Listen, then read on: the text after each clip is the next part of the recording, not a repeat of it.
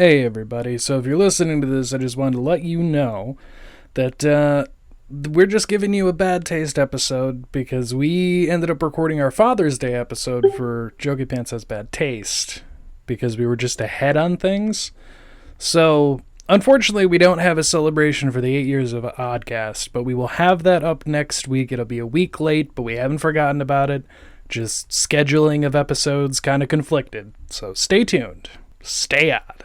Everybody, I'm just hopping in here quick to let you know that you can get all the CLTD books on Kindle and Amazon.com. We also have I have Audibles done for the first two books, and I just put out another spin-off book, Blood on the Prairie. It's very nice, very nice. So go check these out, Kindle and Amazon.com. I'll try to put links, whatever, but I'll also have them on screen, so you just know what to look for. Go read them and have fun. They're all mystery, sci-fi, fantasy, horror things. If you like supernatural, Men in Black, things of that nature, it might be up your alley. So just go check them out and give us some support. Bye now. Where's the sound trip ever taken? How could you hit the wrong rhino? You knew Smoochie had a cousin Moochie. They look fucking identical. Smoochie is fuchsia. Moochie is burgundy. Read a paper. What do I gotta take you back to kindergarten? Well, I've got news for you. There is most definitely a hell.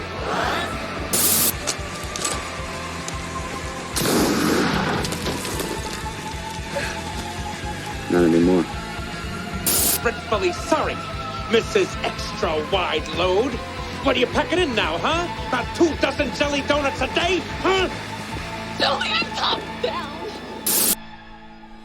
Hello, everyone. I hope you've had a wonderful creature feature month.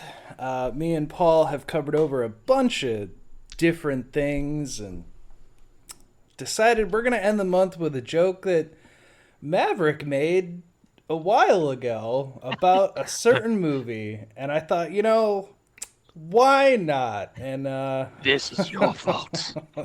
Jared, this is not Men in Black May, okay? I suggested Men in Black May. This is not Men in Black May. If I may.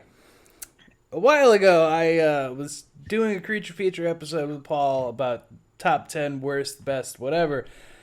Maverick made the joke that Warriors of Virtue should count as a creature feature, and then he's like, no, I'm just joking. Well, that joke stuck around, because here we are, ending the month with Warriors of Virtue.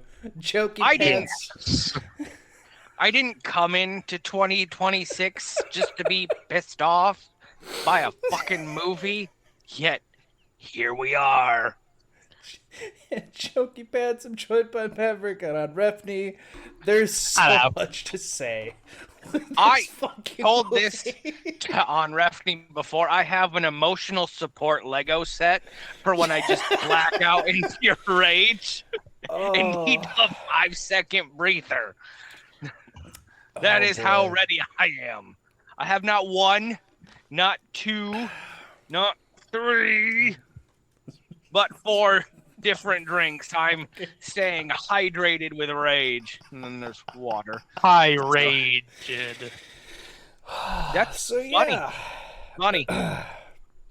So Where's Virtue? It's a 1997 film about a boy who gets transported to a thing, and then there's, as Paul put it, Teenage Mutant Ninja Kangaroo things. And that is very, very true. Before we get into it, Super Paul has some thoughts about the movie that you guys will see for the end of January.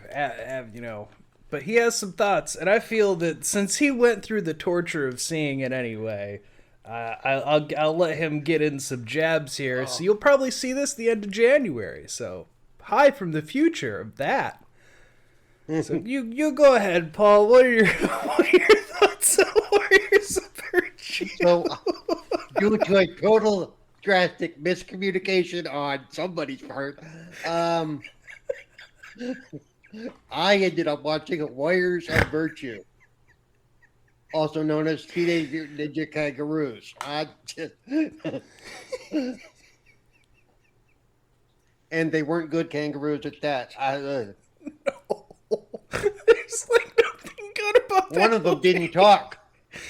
They had the whole movable mouth get up, and he didn't say a word the whole movie.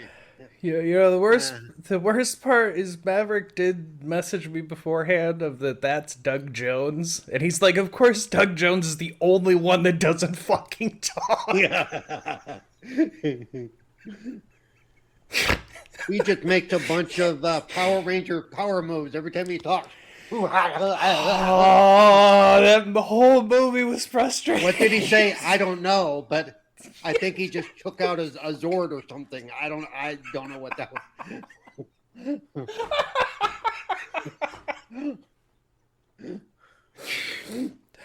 And then toward the end, when they all blend their powers and they become Captain Planet, which was really weird, by the way. I have that exact note in the episode of with our powers combined. I mean, oh no, wait. It has so many things it's trying to do, and it doesn't do any of them well. No.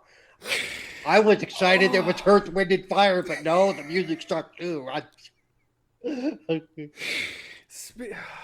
It wasn't even Earth, Wind, Fire, and like air.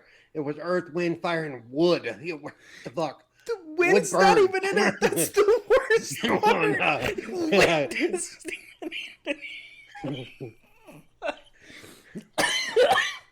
I'll have it in my notes. The bad guy, he should have been clanking 3 beer bottles together when he said, "Warriors, come out and play."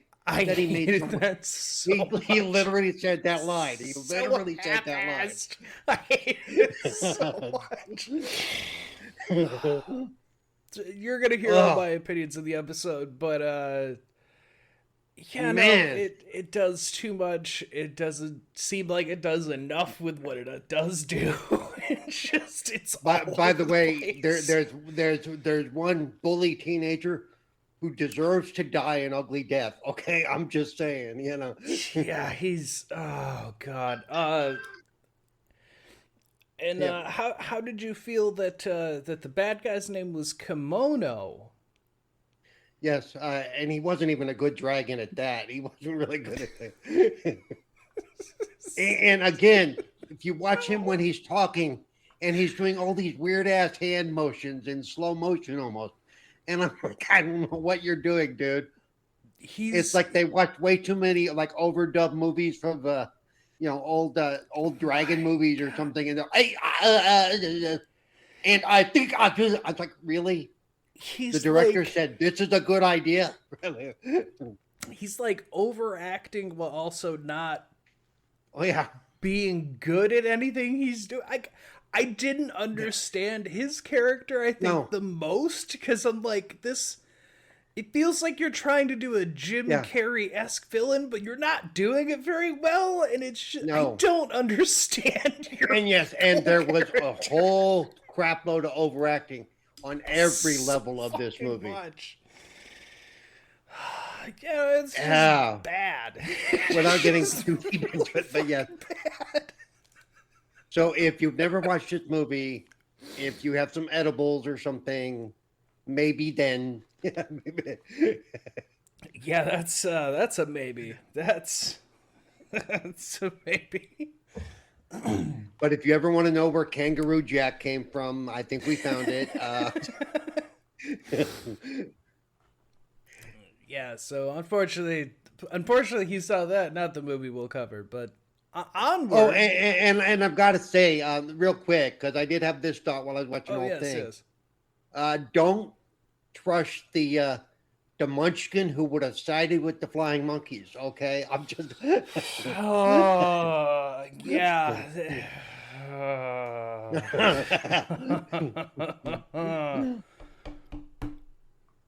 Everything he did look like a By the way, he wasn't just a short person. The way I had him made up, he looked like one of the Munchkins. He does. He really does. It was a struggle to sit through that one. Hopefully all of you enjoy that episode, because if I suffered for nothing, I will hurt somebody. It's so bad. I need to present to you, my theory on this. I think, much like in The Legend of Zelda, how there's the 3 timelines, right? You have like the hero downfall, the hero succeeds but stays in the past, and then the child timeline or whatever it is, right? Mm-hmm. I think that the movie we watch is the hero succeeds and returns. It's the child timeline, right? Because he is a child, he goes back, he grows up, and that's fine. I believe that there are 2 alternate endings to this movie that are continued on later. I think that in the downfall timeline, which is where the villain succeeds, this movie becomes Tank Girl. And I told this to On Refney, and you see it, right? There's a blonde crazy chick. There's some sort of deranged kangaroo peoples. If we stay in the realm of like the hero succeeds but stays in the future, we get Teenage Mutant Ninja Turtles, and Master Splinter is that kid somehow genetically mutated. So that's my headcanon how I'm going to get through this. Now, that's fair. I would take over just a minute. I have now rewatched this the first like 10 minutes. Hang on, 4 times. On the 4th time, I finally seen the crippledness. But it took 4 times for me to realize that this kid is crippled, and that's why he can't play football. It's not because he's 3'6" and 102 pounds. No, it's because he's got a bum fucking leg. Anyway, we will get there eventually, but I'll let someone else talk. Well, yeah, this is going to be an episode, folks. Understatement. As I said with Paul, if no one watches this, I'm going to fucking hurt somebody, because this caused mental damage to everyone who's seen it. Yes. Points of psychic damage. I aged so much trying to watch this movie. I watched this with my daughter. Why? I bet she enjoyed it. Because, the only way. It's because I was putting her to bed when I was watching it, so that way I could do, and she was just watching it. It's all over again. Where like I'm trying to put a child down to sleep, and I'm trying not to scream. I was like, what the fuck is this movie? And she was like, what the fuck is this?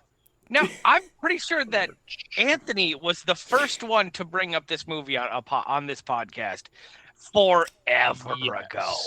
Forever ago. Yes, because a psychic, like a faded memory I have of this movie, because my cousins had it on VHS. And they used to watch it all the time. So I remember it, and let me tell you, it was a lot better as a child. Yes. You mean when you didn't understand plot and story structure? Yes. It was like, I enjoyed it because I thought it was cool. You had the Rooz.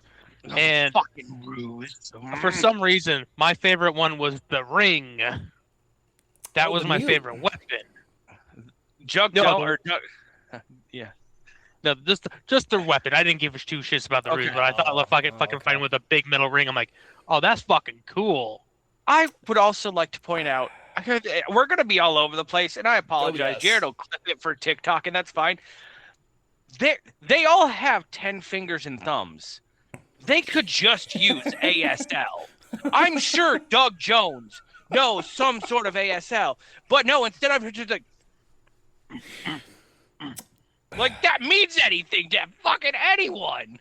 Yeah, now, and I do gotta say, if you say have a valid silence future, character who has a valid silence, making gestures still counts as communicating. Yes, it still. Fuck. You're like, so for me, I rented this from the library, I think like twice.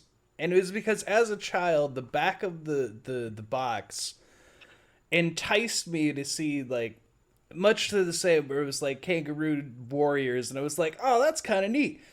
This movie had remained a fever dream for me for my entire life because you mentioned this and no one has ever fucking seen it except maybe 3 people I've ever met. I think watching this on this fucking podcast, I think I have a vague memory of watching this. And we've talked about another fever dream that was like this. It was like Mirror Mirror or something with the duck people and things like that. Yes. Which I think is on Tubi as well, because God bless Tubi.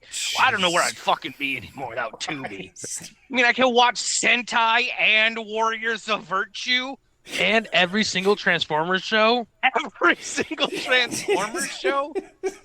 And all the Men in Black are on there with the animated series. Shout out to Tubi, the winner of the streaming wars. I just need you to reach out to Tubi after this and be like, we need a sponsorship, man. We're giving praise over here for your free streaming service. We're already sucking your dick. I have a vague memory of this movie. Okay. I believe I used to go over to my neighbor's house and watch movies. Because they were an older couple, and it was just we were very close. That's where I saw The Dark Crystal and Labyrinth, and probably movies that I shouldn't have. And I do believe that this was one of those movies. So that's about right. I have the vaguest memory of it, but that's all I could tell you. I don't remember the villains. The kangaroos were not what I remembered. Again, I was thinking this was more Tank Girl, and it's not. It's not. Yeah, none of this is how my brain had it remembered. So this movie, not a good way either. No, not in a good way at all. So Paul brought this up, and I put it in my notes just because it is just like explains so much about why this movie's no one's heard of it. So its budget was $35-36 million. In its opening weekend is the only money it made. It barely made 6.5, so it flopped so hard. Hey, here's the thing. Hey, you know what? I get it. I get it. There's a lot.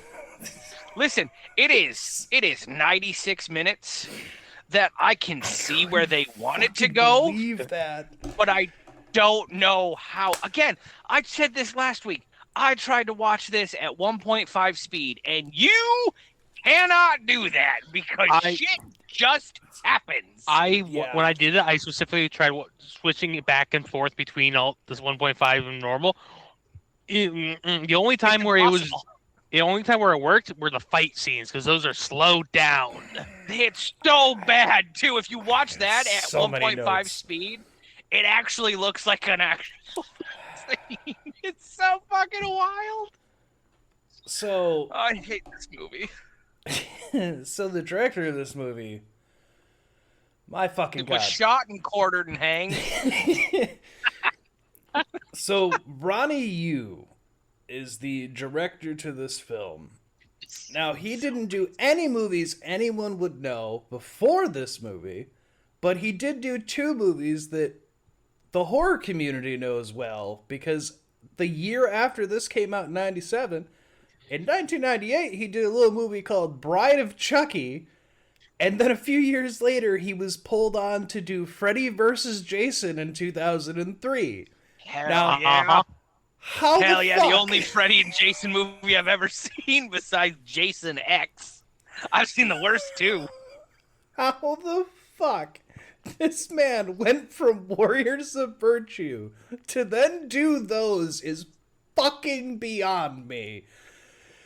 I gotta find this because arguably the other 2 movies are better as movies than anything this movie tried to do, which is why I couldn't fucking believe that he did those. It's very generous of you to call this a movie, by the way. Jokey, like, It's 90 minutes of things on a screen. If that's what we're defaulting as movie now, that's fine. That's about it. I have to say, Yes. one of my favorite things to do when we see movies like this is I like to look up the special effects artists because I like to see who they are, what they've done, and where they've been. Who they actually put the fucking time in. Tony Gardner is the man, the myth, the legend. Here are some of his movies you might. Oh, please! That he's worked on. I did see Tony Gardner, but I forgot to look up what he'd done. Zombieland. Oh, Hairspray. Also. God damn. Jackass Presents Bad Grandpa. Holy shit. Seed of Chucky. Yep. Shallow Hal. Holy But here's his two biggest things, which blew my fucking mind. When I said this fucking movie, I found this is out. The Geico Caveman. Yeah, sure. He designed the Geico. And sure. This now. Remember the movie we're talking about, Warriors of Virtue. The guy who designed all this stuff. Yep. The Daft Punk helmets. No fucking way. He fucking designed the Daft Punk helmets. Holy shit. He's got so many fucking movies in his thing. Those are just some of them. God. Osmosis Jones, makeup director. Hocus Pocus puppeteer. He fucking he put his whole heart and soul into this movie, and it just didn't. He does the Jackass makeup. That's amazing. So you're telling me that this movie, instead of killing people's careers, excelled people to better things? Listen, no, it's not that. He's like, I design entire fucking kangaroo people. I'm never putting that much work in ever again. Give me something I can coast with. Give me a man. I'll put a giant fucking forehead and a wig on him. It'll be great. You fucking Johnny Knoxville's hit me up so I can make him look like an old guy. Let's do it. Absolutely. That's so much less work than fucking 5 kangaroo people. Jesus Christ. Fuck's sake. So my only other real behind-the-scenes note, because nowhere has any behind-the-scenes things that I could find. It's just everything's blank, or it talks about, like, the special effects were blah, blah, blah. And I'm like, yes, I know this. I watched the same movie you did. Other than, I tried to look this up because I was curious just to have something. But it says that 4 Brothers Productions did this movie. They don't fucking exist. When you Google them, it brings up everything but a movie production company and just straight tells you that doesn't exist. Somebody so whatever this $29 million in a shell company. That's all it was. We are not brothers, gentlemen. But if we could get a friend of the podcast, Sven, back on this shit, maybe we start 4 Brothers production and just restart the whole thing. Again, I got ideas, and if you're just going to hand out checks for $37 million, I think I can make a movie. I would say we should do Warriors of Virtue 2, but there is already a Warriors of Virtue 2. Yes. Is there? Yes. Warriors of Virtue. Tuchu. There you go. I got there in the end. We need to take this movie from the top and just kind of go through it. Because I have issues with the first 10 minutes. In the first 10 minutes, I was hoping that the child would die. Isn't that something? I found him insufferable. I will say, if anyone wants to remake this, it is owned by MGM, which is now technically Amazon. So there is possibility we're gonna get a miniseries. I would love to see a crossover that, like they do TMNT or something else.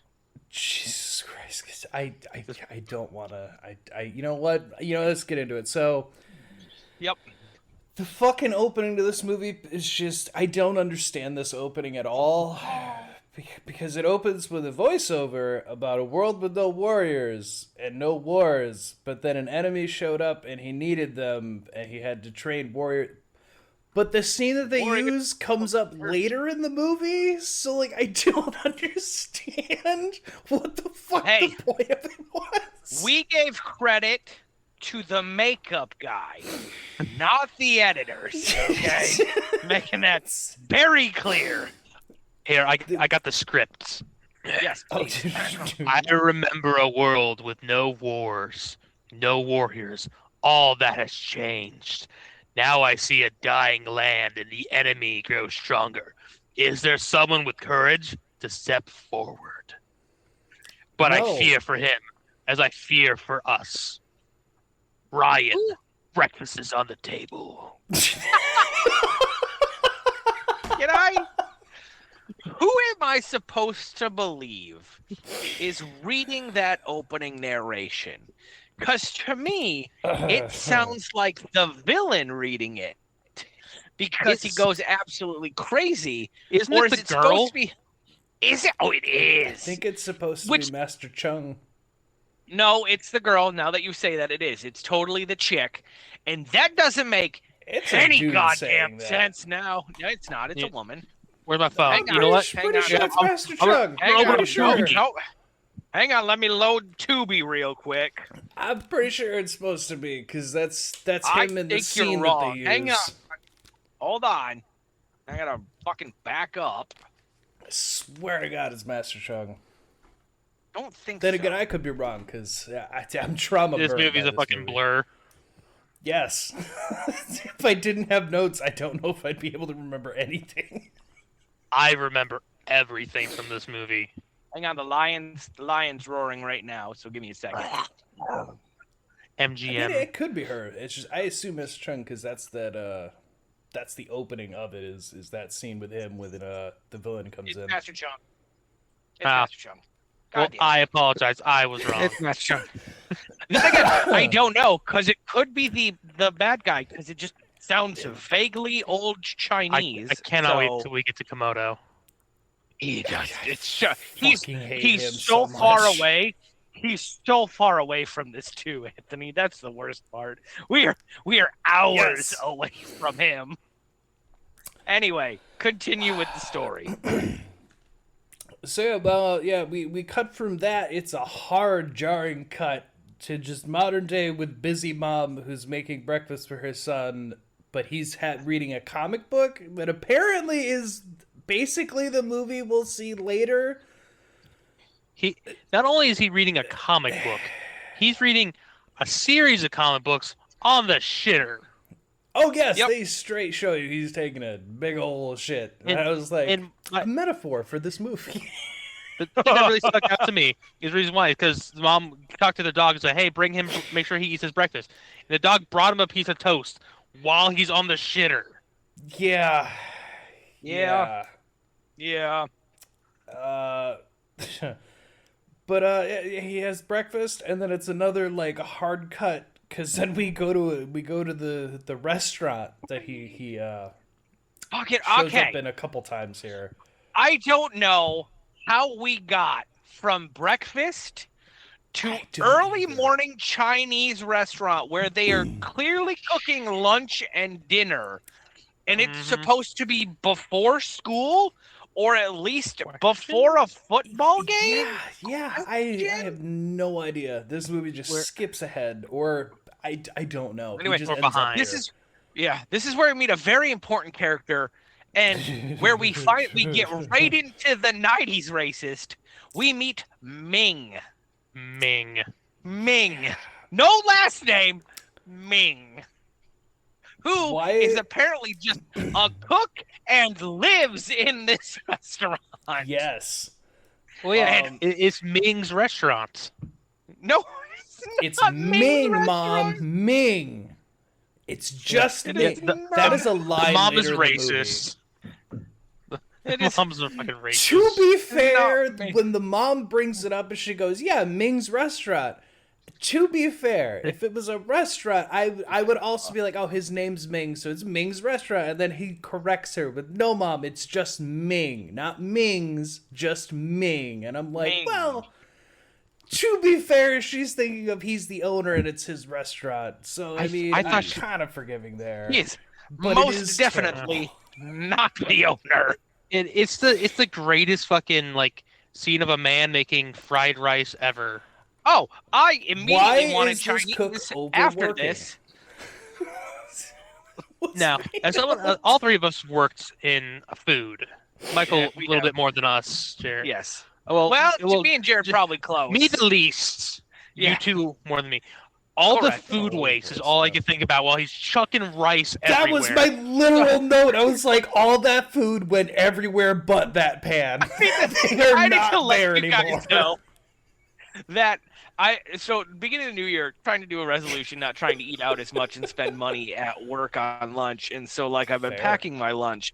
My coworkers are like, hey, let's go get Chinese food on Wednesday after I had just finished watching this fucking movie on Tuesday.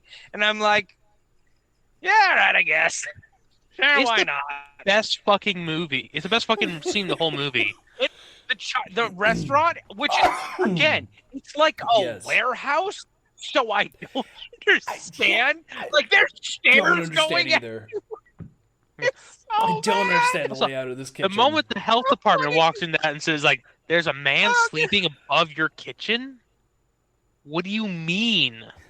I mean, like, I'm sure, was it you, Anthony, that lived above the place that was like, or was that something I'm fabricating whole cloth? No, we did have a friend, Beeman. He lived above a pizza place. There we go.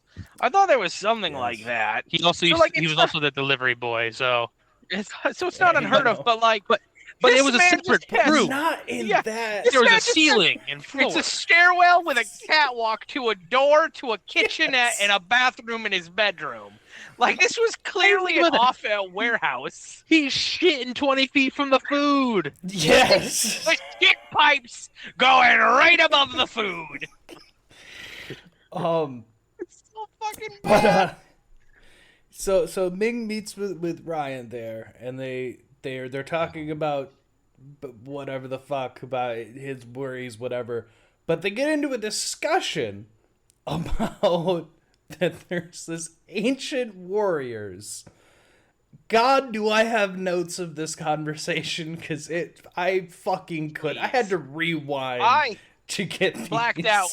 I blacked out until football at this point, because I was like, why is this a grown-ass man teaching this child about Chinese mythos? Yeah. And and his mom's just okay with it. Different time, man. Pre 9/11. The thing, like, I love different religions, different mythologies. The context of this Asian man handing this book about Tao. That's a Bible. Yes, it is. That's about Tao. There's a manuscript about He gets Tao. the book later. Oh, Here, my he apologies. just... Yeah. Oh, no, it's understandable. It's hard to keep track of it, because this all just kind of blurs together. I'll put a pin in that personally. But he tells him, I have the note of, he knows about masters of martial arts, and then I put wait, because I had to rewind a few times. They use the powers of nature. And this is where I got really mad and had to rewind, because I hate what he says here. Yes, the powers of nature. Fire, wood, water, earth, and metal. Metal.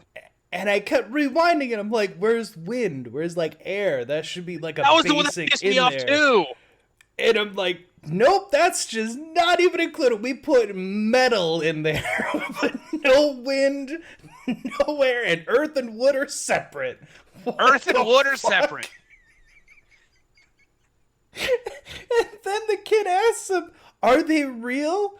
In this fucking movie, this man turns around and goes, ancient Chinese secret, wink, and then walks back to cook. Like, what the fuck is this movie so far? Yeah. Now, I will. Go ahead and The defend thing the is- movie. Go ahead and defend the movie. Come on, Rafty, go ahead. Please try. In Chinese philosophy, there are the 5 elements, which are wood, fire, water, earth, and metal. Yes. But I do agree with you. Not only is earth and wood, but metal is also earth. Metal is still Earth.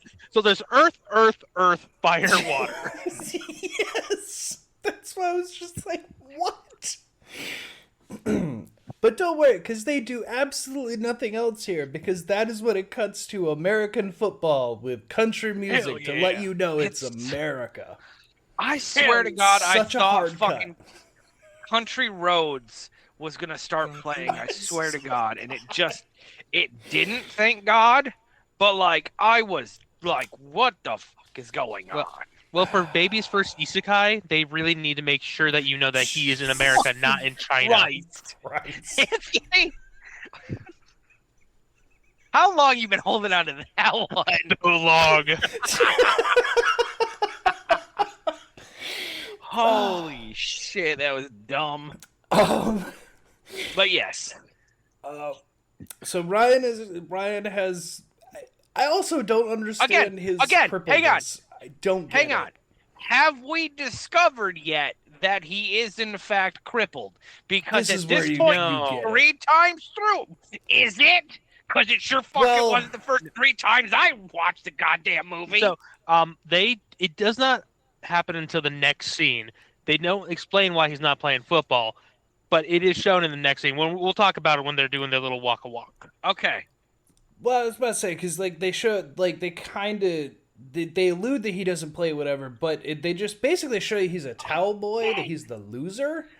I thought it I was guess. because he Kinda was walks- like 3'2" and fucking 82 pounds. It would literally That should be the reason. He gives the quarterback advice on how to win the game. And Brad the Chad. quarterback, Brad. yeah. Alpha male. Quarterback ignores him entirely, but then does it anyway, and then doesn't give him credit because you're just a towel boy, so go fuck yourself. And then, yeah, they walk away, and he But also, his play is pass the ball. Fun fact about football, I know Jared might know this, and Anthony probably does too, but you don't sports as much as me. There are like 3 things you can do in football. You can keep the ball and run, you could throw the ball, or you can pass the ball. Right? Like, you can hand it off. Like, that's fucking it. Like, yeah, the whole thing, pass the fucking ball. His play to the quarterback is just simply, they leave this flank open. If you just go for that, you'll win. So the quarterback does that. He fakes a pass and then runs it to the end zone and gets the touchdown. And then he's like, hey, it worked. Fuck that water kid. I did it myself. Which leads to the whole premise of how he gets to all the shit. Hey, when we get to the shit, I got something to talk about Brad the Chad. So do not disparage my good man's name. We meet his best friend, Chucky. And Chucky tells him, like, oh, don't worry about it, man. He's just a dick. Just whatever, man. And they walk home. Yeah. And I gotta say, so again, I'm looking up the cast. I'm like, Chucky, it's just something about the cadence of his voice. Something about him. If you tell me that this is a big actor that I didn't recognize, I swear to God. He was a voice actor. Okay. He was only in Recess, where he played Vince. Yeah, he was Vince. I knew that. Like, I didn't know that. I didn't look at that. Oh, yeah, boy. Can I just say, seeing that Ryan has a brace on his, not even his whole leg, it's just like his like his calf. Yeah, his calf to his foot. And I'm sitting here and I'm like, what the fuck is his disability? Like, what does he need that for? Like, what is this character's issue? Again, don't I'm tell glad you. you guys caught on. I didn't. I was like, it took until we're gonna skip. It's like 10 minutes. He's gonna get to a magical land where his leg's fixed, and he's running around like my leg's fixed. I went wait, and I texted the group. I was like, when was he crippled? Did something happen in 4 minutes? Yeah, he did. No. The only reason why I checked, the only reason why I took note is because you said something. I'm like, okay. And in this fucking scene where fucking Chucky and oh god, what's the character's name? Ryan. We're walking. It's the only time where it's not the only time they show it, but it's the only time where they put the clicking of his steps. Never in the scene before or after is there mechanical clicking with his steps. They're like, look, disabled. Look, disabled. All right, we paid for the $5. I just wish someone in this fucking movie had given some explanation to why. Because I don't know if I've ever seen that kind of leg brace. Typically, when I see one like that, it's the whole leg, not just the calf and foot. What is his disability? I don't understand. After doing minimal research, I assume he just has a club foot. I assume that's what it is. That was a big thing in the 90s, right? Club foot was the big issue. Yeah, a lot of things. Just had club feet. He's got that Tiny Tim disease. You don't remember? That's good. You don't remember the episode of Billy and Mandy when that one famous author comes out of Billy's mouth and has a club foot? You of all people should remember that. It was a time where club foot was sweeping the nation. Well, I broke Jokey again. But it's when they're coming when they're headed away. This. Is it Clubfoot? According to the novelization by Robert Tyne, Ryan Wait, hold on. No, you didn't. Those words, Joe. Again, hold on. Uh-huh. Was this a novel first? No. Or they? Oh, fuck me. This was the point of time where they were making books based off the movie scripts.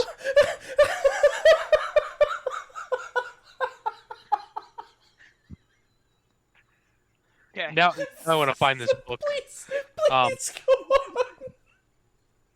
I'm getting a copy for Christmas, just so you know, Jim. But anyway, sorry. I just got to make sure that this is a real thing. So he had, when he was 18 months old, and I'm gonna say one thing, and please let me continue because it's not just the one thing. Okay. He had developed gout, followed by measles, mumps, chicken pox, and an. What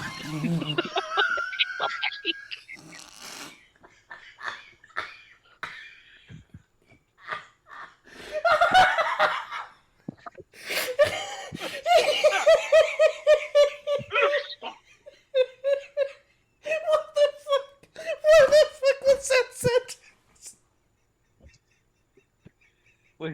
Like, you couldn't just give him one thing. You had to give him gout, measles, mumps, chicken pox, and develop his right leg. I mean, so he doesn't have any generic disease. He just got a club foot. Yeah, he got club stunted foot. leg. He got club. Yeah. I was right. Hot damn. Oh. I feel very vindicated, but also, Jesus Christ, like. Holy shit! He's just a fucking plague walker. Why? What did his mom's not? Did his mom's think vaccines gave autism? Fucking didn't get the MMR vaccine. Fucking get measles, mumps, and rubella. Are you fucking kidding me? Dad's getting this kid's dead. He's sanitized from his job at the fucking biohazard factory. Bro, okay. Here's the thing. Now that I know this, I need to bring up my actual timeline because I wasn't going to bring this up. So we have the downfall timeline where it's so in the timeline where like he succeeds but stays, it's Bubble Boy. And my other reasoning behind this, hang on, the blonde chick in this movie is the blonde chick in Bubble Boy. I'm not even joking. It's all together. It's Bubblegate. It's time is a flat circle. I can't fucking believe they gave him everything except basically AIDS. It would have been much more topical if they just gave the fucking kid AIDS. Did he get them all on his foot? Why did it only underdevelop one of his feet? That's so That's just it's the 90s, man. Shit happens. It doesn't make any sense.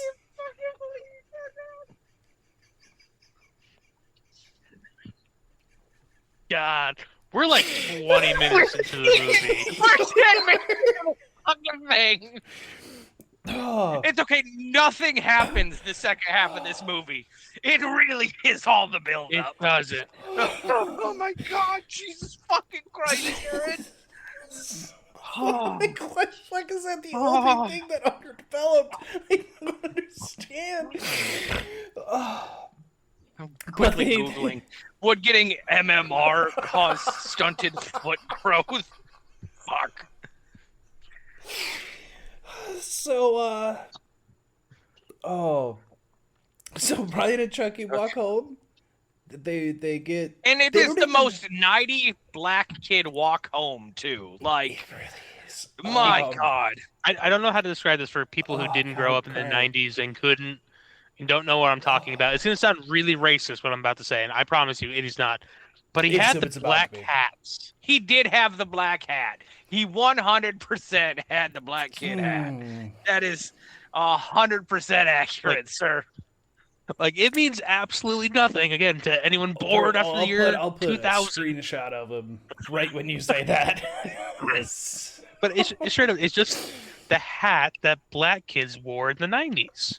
It really was just the thing they kept doing. But yeah, so Ryan and Chucky walk home, and they don't even run into, they get run into by the quarterback and his group of friends on bikes.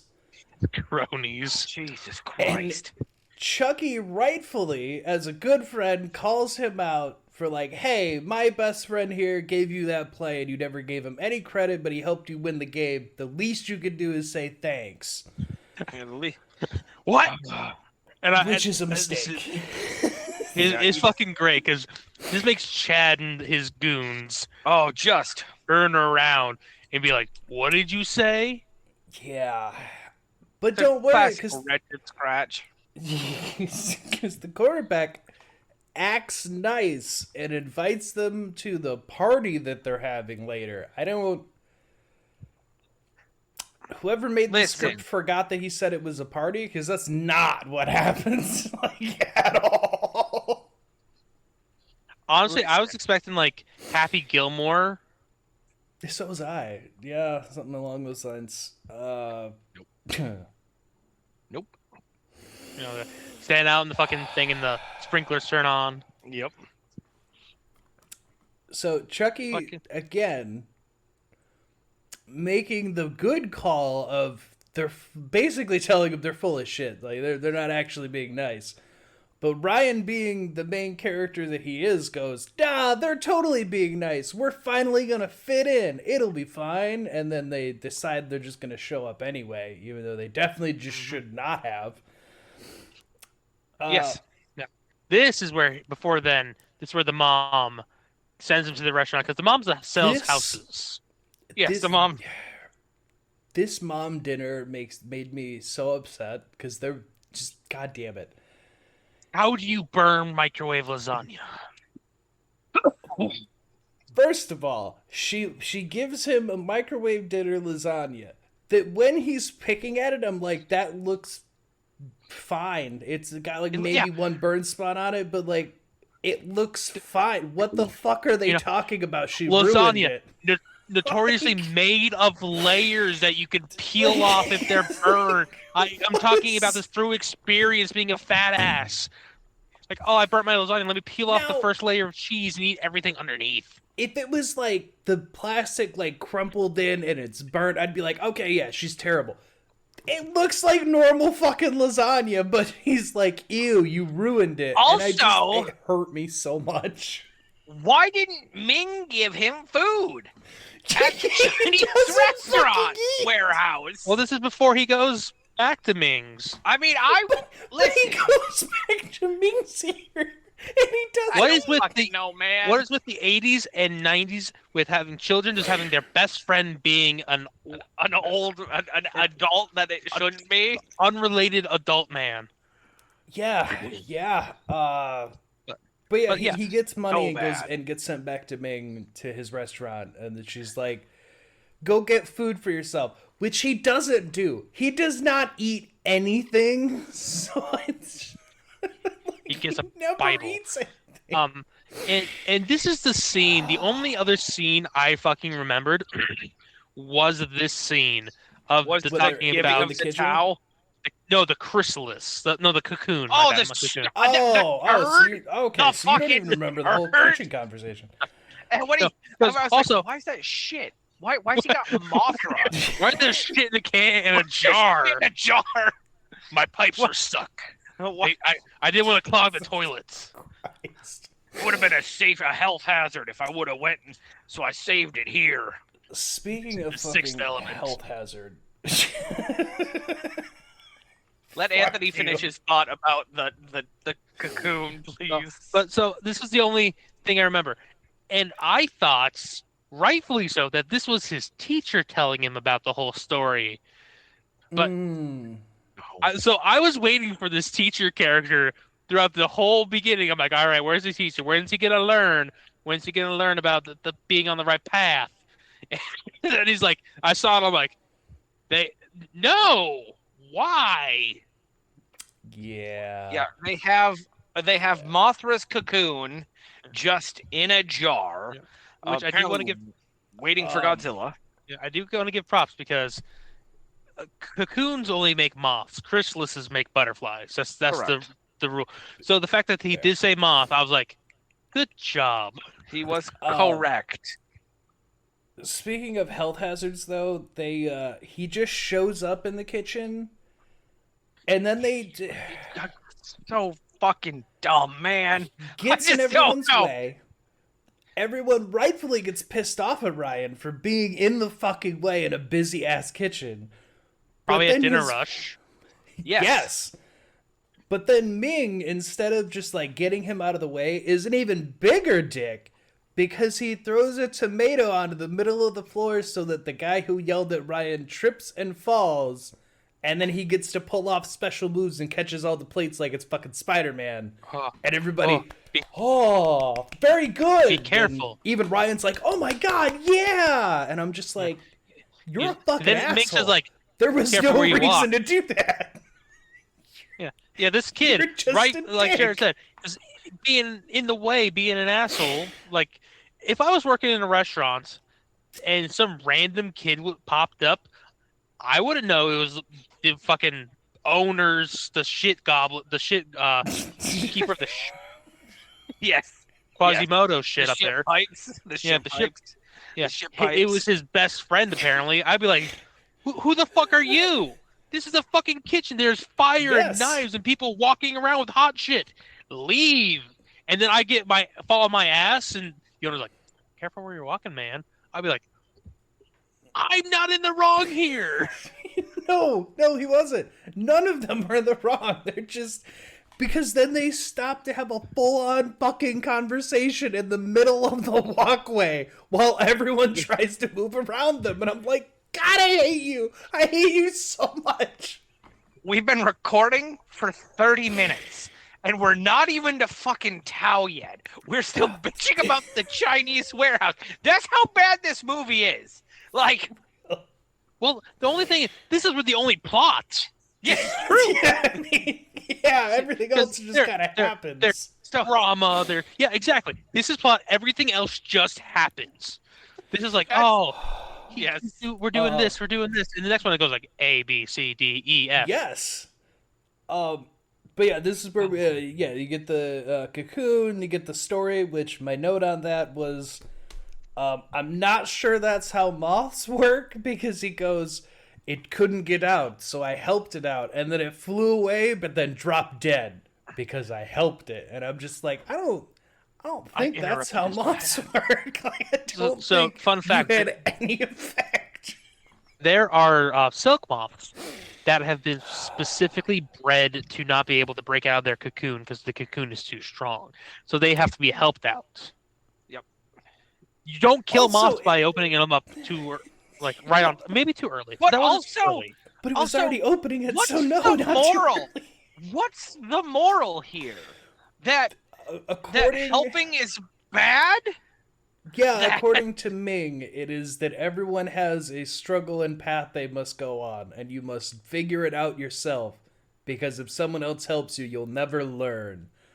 Thank God Ryan didn't listen to that lesson when he went into the new world. Right? Oh, sorry. Goes complete opposite of the rest of the movie. Told me I shouldn't help you.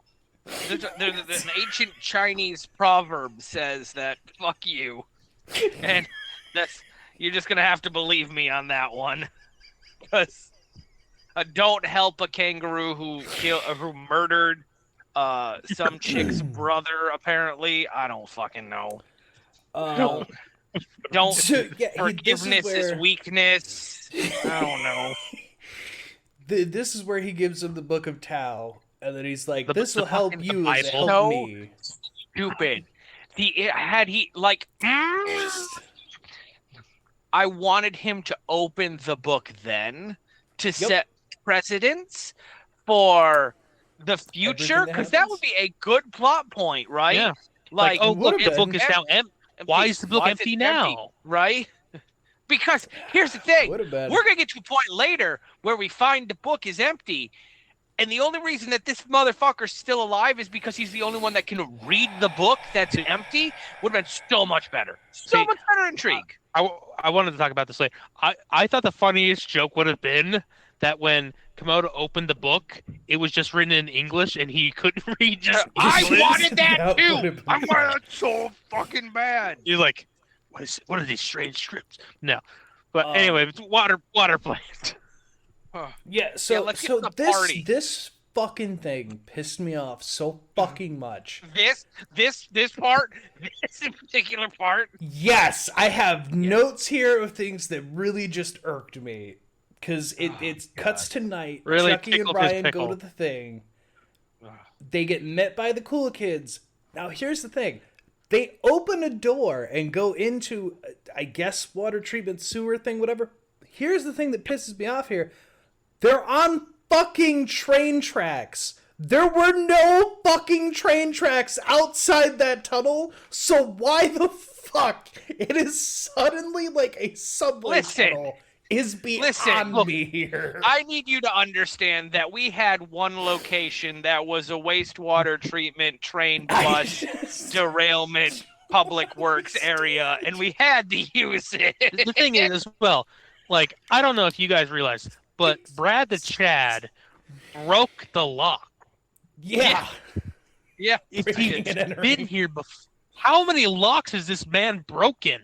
He did see it the wall so seamlessly too. This fucking Just there's some poor water treatment workers like, God, fucking again. Fucking kids. I left the key out for them this time. Just fucking use the key. This has cost me $5.99 each time. Yes, absolutely. When they're walking in the tunnel is a part I had to rewind. Once again, I had to rewind a few times to make sure I heard what I thought I heard. And I did, and I wish I didn't. Chucky says to Ryan as they're being forced down this tunnel. I don't think it's a rape. Deleted as well, by the way. They are gonna carve initials in our chests and make hot dogs out of our wieners.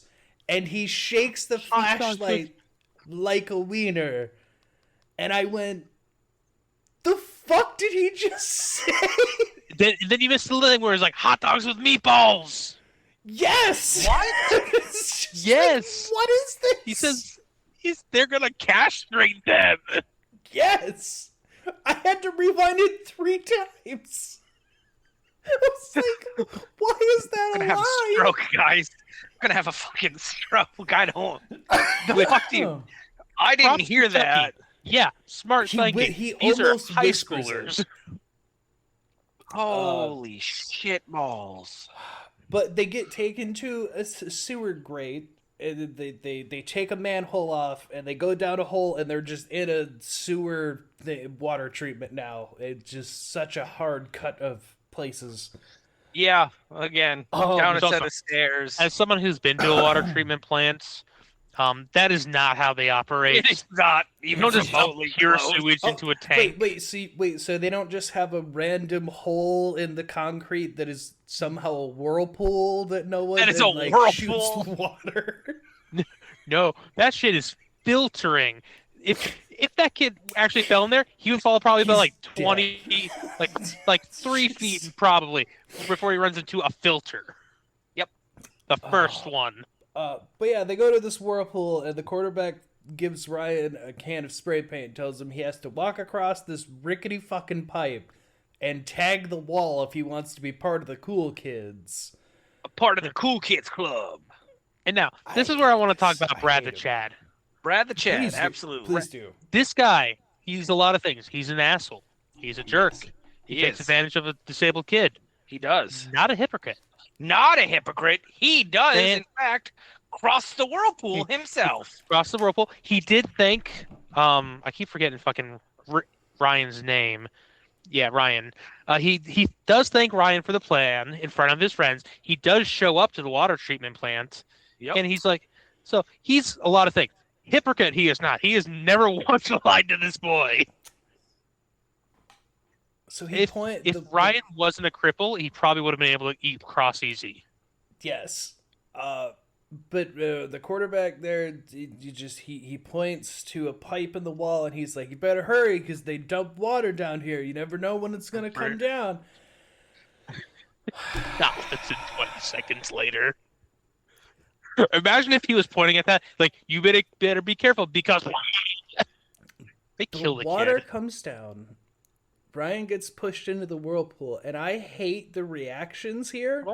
The quarterback's my most hated, because he just goes, "Oh, yeah," and I'm just like, "What is that reaction? What is that over the top, but also not doing anything?" Reaction? Is that a body hanging in the suicide forest? Oh, and that's exactly how it's, Yeah. He's a fucking Paul brother. That's the reason why. Except he's not a hypocrite, so he can't be. But guys, anyone who's bared with us, we're finally in the magical land of Tao. And in this universe, God damn I just gotta say, those kids watched another kid drown in front of them. Yes, they did. Yes. Like, that's the end of that universe. They all went home. And also, Brad's stuck over there. That gets established later. Brad gets stuck on the other side of that. So that's 2 kids dead. But anyway, back to the magical world. Yeah, he wakes up in a forest and he's completely dry. He's very confused. This is where he figures out that his leg still works, and he's a little excited about that. But before he can really fully celebrate anything, as he does some football maneuvers of like, "Oh my god, I can freely run without the brace on my leg that somehow also just disappeared." He gets speared in the back by some evil random dude. Right to his backpack. But he is saved because he has the Book of Tao. Yeah, they don't know. Again, so that's many another. issues. I'm just saying, it's just the Bible. Because how many stories have you seen where a man gets shot and he's like, "Oh, thank God I have my Bible on me." A lot. It's a very big trope. But he gets saved by a Roo warrior. We don't know which warrior this is yet. They don't explain those till a little bit later. And they properly show this Roo, where they don't show the details, but they show the terrified reaction of Ryan seeing a giant kangaroo man. Yes. Yeah. Yes. I would also run and scream if I saw a giant kangaroo man. Even though he saved my life, I'd be like, "Fuck that. That thing wanted me for itself. It wanted to take me back to his home and break my spine and eat me whole." Especially when he doesn't say any words, he just keeps going, roar, roar, and I'm like, what kangaroo makes roaring noises? It is established that this is not the mute one. Yeah, this is not the mute one. Very quickly. And also, kangaroos are fucking awful, terrible animals who will wait in water and drown people. If I see a kangaroo near water, I'm like, especially one that I know can pick me up by the scalp. Well, you're like, we're going to the water. Okay. Can I say bye to my wife? No. Okay. But when he runs away, he gets tackled by what I have down as a gnome, because I don't know what kind of creature this person's supposed to be. Mudlap is a dwarf-like creature. Okay, so, yeah, I didn't know, because they don't... You're as close as they are. There's a bunch of just random fucking mythical creatures in this village we get to. But he gets saved by the princess, who we don't know is that quite yet. She's not a princess. I just call her princess. I know. I thought she was a princess at first, too. Yeah, so I just kept calling her that because I'm like, I don't know. She didn't train with the others. It makes sense. I don't fucking know what she is. It's fine. I thought she was too at first. I'm just correcting it now. Yeah, honestly, I didn't even think that she wasn't a princess until Mike said something. 100% not a princess. But this is where she brings up, and we learn that the bad guy's name is Kimono. Komodo, like the dragon. Komodo. I could have swore they kept saying kimono. I have kimono in my entire notes. Oh, bad news, Jared. It's definitely Komodo. I'm looking at it right now. Did you guys have the subtitles on?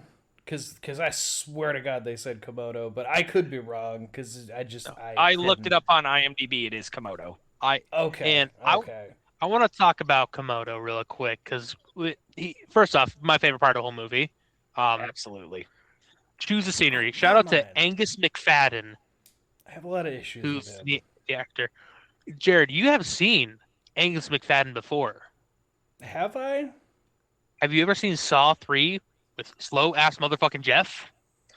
Yeah. The dad who kills his son's murderer, has to burn all the stuff. Fuck, that's him, isn't it? That's him. Well, I hated him in this movie, but there you go. He's a great actor. He's in so much, but what the fuck? Here's the thing. He is giving his all in a movie where I think he knows none of this is gonna work, and it's not gonna make any goddamn sense in the long run. This is his second we apparently movie. Have very differing opinions about this character. He's probably one of my most hated characters of the whole movie for me. Which is fine. I love him because he's an awful, and I don't mean awful, oh, he's a bad guy. No, he's a terrible character. See, that's where I had issues. He was plucked out of a different movie into this one. Correct. He is from Mortal Kombat. He is a Mortal Kombat movie. He's in Mortal Kombat, and he got transplanted into this world. Doesn't know what to do with himself, and so he's just eating it up. He's also, this is just going to be a wild hot take on Maverick's part, the most relatable character in this entire fucking movie. Yes, which I agree. We'll get to that a little bit later. I know exactly the scene where Mike's talking about. Yep. Purple.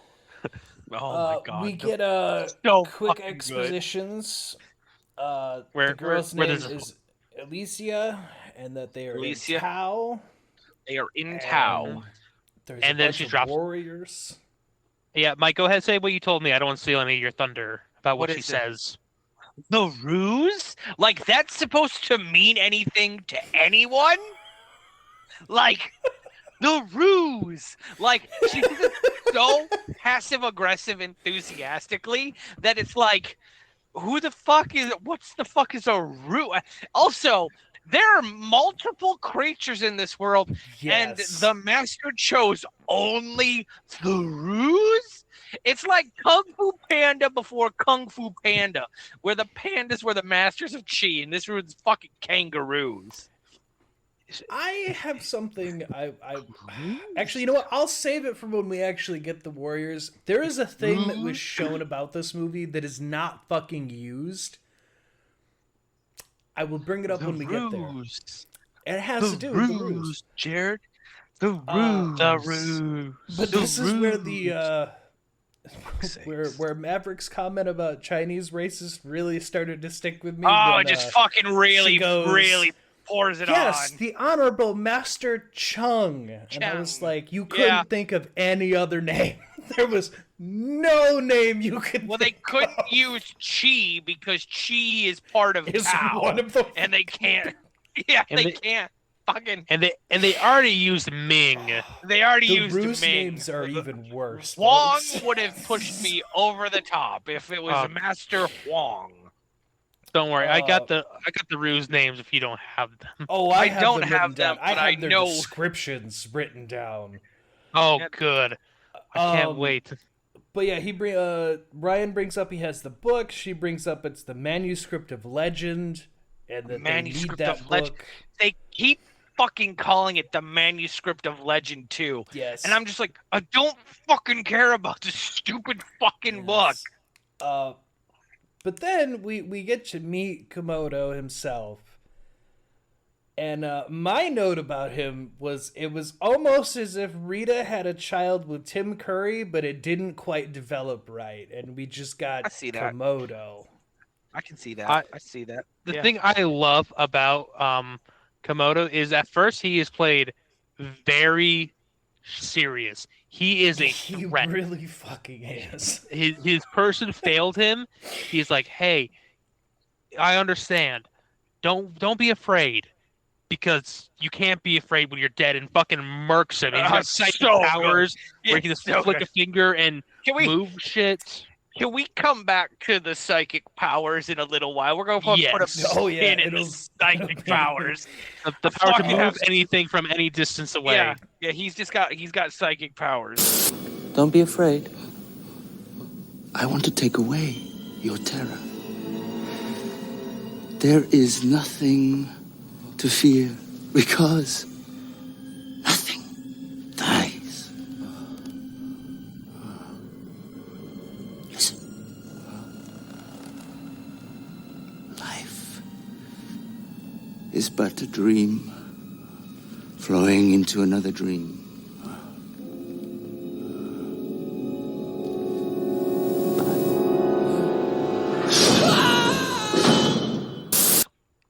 And as if they weren't trying to just kind of follow other movies and things hard enough, we also have like a spider-like enchantress character who seems like she should be a Power Rangers villain. Yes, she does. She gives Michael, what's her name? You know exactly who I'm talking about. Scorpina. Thank you. You're welcome. That's okay. Yes. Scorpina. But then he also has Goldar's girlfriend. Yep. Scorpina. Yep. But he also has a Skull and Bulk style henchman that he uses for things too, where the they're most two idiots. Fucking buck wild thing too. It's like, what the fuck? One of those people I've seen everywhere, and I forgot to write down. Yeah, that's what it reminded me of. Yeah, it's just big fucking Scorpina. All right, I don't know what's happening with my screen. Broke it. But yeah, we also learned that I couldn't figure out what they were saying here, but when we cut back to Alicia, they also mentioned that there's Cyprium Springs or Cyprium Springs. The power of Tao, and that is what Komodo keeps taking, and he keeps trying to find more of it. But yeah, we get to a village full of random mythical creatures like elves and dwarves and whatnot, but then there's also just animal people. Other random animal people. We even have a Bebop and Rocksteady knockoff in this fucking village. Mosley and Wily Beasts. Yes. Or Willy Beasts. Fucking stupid. Which we get their names at the very end of the movie. Ryan never learns them. He just says Willy Beasts, Mosley, and later, but God, bad.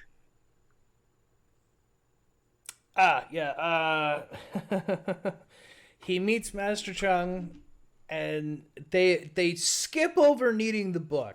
They are so quick to just be like, you have the book we need. Oh, you want to see the Warriors? Forget about that book. That's not important. Look at the Rooz. We'll show you 4 of our Rooz. Yeah, here's just 4 of the 5 Rooz. We're going to find out later where the 5th one is, but that's not important. And then what we get is the most wire-worked scene I've ever fucking seen. Now, and I've watched a lot of Super Sentai, guys. Now, I'm going to say something that's going to piss you both off. Yeah. I have all their names, but yes. This is where I started enjoying the movie. I'll wait for Mike to get his headphones back on because he is taking, for those who cannot see, Mike is taking his glasses off and his headphones off because I'm sweating. I'm so pissed off. It was so dumb 90s action. My brain was like, oh my God, I remember this movie, why it stuck with me. Because as a kid, this was the coolest fucking shit in the world. I would have just watched Power Rangers. I should have just watched Power Rangers. I also should and could have. But it's like the light got like it's like those little lanterns where you can dim it. It got brighter. I'm like, I get it now. Jesus the power of Pow. God so damn it, Anthony. The first warrior that they introduce is Lai. And he is the virtue of order, stability of wood, but kind of cranky. Yeah. And then what is Lai's weapon? It's just a bow. Not even a real bow staff. It's just like a stick. You got a fucking stick. You got a long stick. Then they introduced Shun, who is the virtue of loyalty, security of earth, and the only girl. Yeah, and her weapon. Now, I want to say everyone should have their own weak. It's a sword. Yep. I think it's supposed to be made of earth, but it just seems like a regular sword, so who gives a shit? Then there's Chi, the virtue of high wisdom, the power of fire, but also a jokester prankster character who doesn't really do that at all, so don't understand why that was thrown into his description. I also don't need the add-on. Like, you can just tell me, like, this is Shun, master of whatever. Master of... They appreciate long walks on the beach. Right? Yeah, they have a whole martini at fucking 5 thing p.m. Like, do you like pina coladas and getting caught in the rain? Well, then you'll really enjoy Shun. Here's some Rusi. And then there's Yi, the virtue of righteousness, strength of metal. Also, he killed a guy. Like, a guy died, whatever. So, like, he just has... he took a vow of silence, and he doesn't talk. But he will make... No. He took a vow of silence because he saw the world was getting bad. Yeah, the world was getting bad. Regardless, it's just a dumb fucking choice. It definitely is. And then Ryan brings up that he said 5, but there's only 4 here, and then we learn that there's Yun, the virtue of benevolence, force of water, and the leader. But he's the one that killed the guy, and he's not here anymore. Yeah. He given up on everything. But we think he'll come back because he is the virtue of benevolence. He's also their leader. Because apparently the Master Yun is not the leader. Can I also just... What the fuck are these virtues? Order, loyalty, wisdom, righteousness, benevolence. Yes. Well, I'm pretty sure those are correct in Tao. Probably. I don't know. I don't know the Tao well enough. That actually is the Taoism. Those are the virtues of Tao. But I agree with you. What the fuck?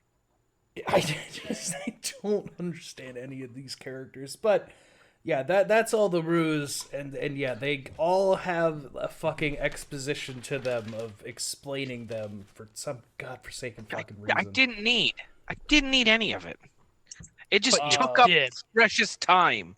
That's where this movie crossed the line. Those are the 6 extra minutes that made this 96 minutes instead of an even hour and a half. And then the next scene is Ryan going down when all the Rooz are sitting. Yeah, so Ryan he almost gets killed by arrows. Fucking weird. Master Chung has to save him. These are my great trained people. Holy shit, Doc! Fuck yes. But yeah, he goes down, he meets them all, and then they're like, yeah, he has the book, so we're all gonna be saved. And then Ryan finally brings up like, oh no, I don't. The bad guy stabbed me in the back, and then they took it. So like, I think the bad guy has it actually. Or actually, I was saved by your leader, dude. I assume it's him because he's the only other fucking Roo. Saved by the man that came out the fucking water. You mean the water Roo? He hasn't left us. Like that is not how plot works. That is not how plot works, guys. Also, it gets gonna get worse. It's like, oh, he's for shame because of an incident that we're going to explain later. He's right down the fucking road. I don't think they ever really. We're gonna learn what happened and why someone's mad about it. And but that's it. In those 2 sentences. That's fucking it. So Alicia here takes Ryan to the old temple that they used to go to, and she's explaining that this was made for the warriors and blah blah. This is where the movie just says, "Oh yeah, we have to advance the plot of the bad guy," because somehow the spider priestess got into the temple and no one saw her get in the village, and she steals Ryan and runs away, and movie keeps going. It is fucking because it gets back to the scene where now it's because Ryan gets away from her. Well, because he gets saved by Yun. Yes, sure. And it's where Yun shows up, and then they have a great talk with Yun. Calls him a pussy. He basically does call him a pussy. You fucking bitch, you pussy. Yeah. Good thing I'm not a moth. So this is where I have my note of an issue with this entire movie, which is every fucking time someone gets into a fight, they do this shaky slow-mo camera that you can't tell what the fuck is going on. Bad. I fucking knew there was a reason why. When you keep saying Frey versus Jason, why he keep fucking sticking out to me. Every fucking nightmare scene in that movie used the same fucking technique. God damn it! Yes, it does. It just clicked. You're reliving PTSD from a shitty movie in his childhood. Freddy vs. Jason is what I realized it too. Is like, oh, this movie's just poorly shot. He calls Yun a coward, yada yada, and then Yun decides that that's enough to make him return because apparently no one had criticized him about running away, and he's just like, I'm not a coward, I'll take you back now, and he rejoins, and I'm like, man, movies really just gotta keep moving. What I love is it now or is it later where they're having like not a heart to heart, because that would imply like emotional whatever, but like it's he's like the Rooz needed you, and apparently that's enough to kick him out of the slum. I'm like, this movie fucks. Yes. Look, you have to help them get it back. Master Chung says they need you. Come on, let's go. You don't understand. Hey! Where are you going? You're supposed to be one of them. Honor!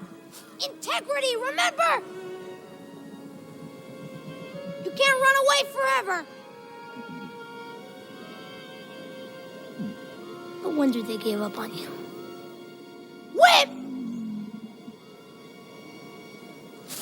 I was right. He doesn't care.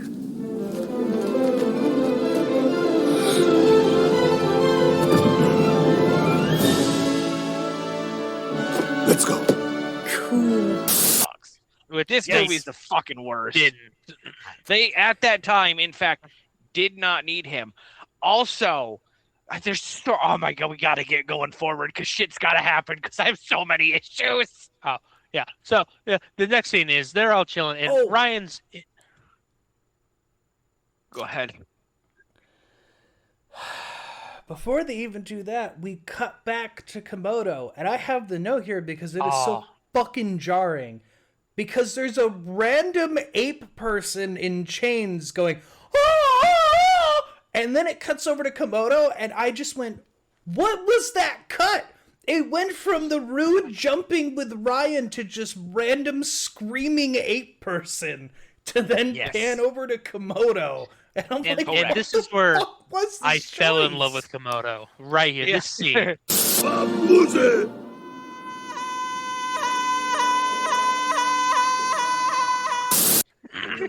Where we can see his vulnerable side.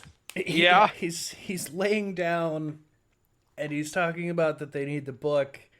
And this is it says that they need Ryan because he's the storyteller.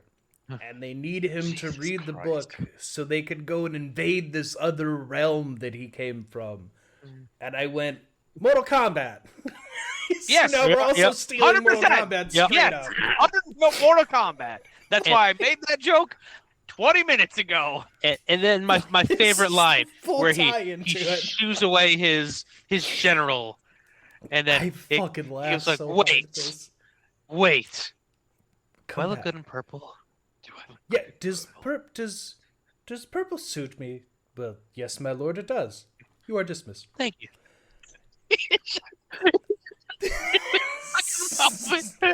It's a great moment where he's like, oh, remember, like 10 minutes ago, he was flicking things around and murdered a man, and he's super vulnerable, like, I don't know if I like purple out of my eyes. General.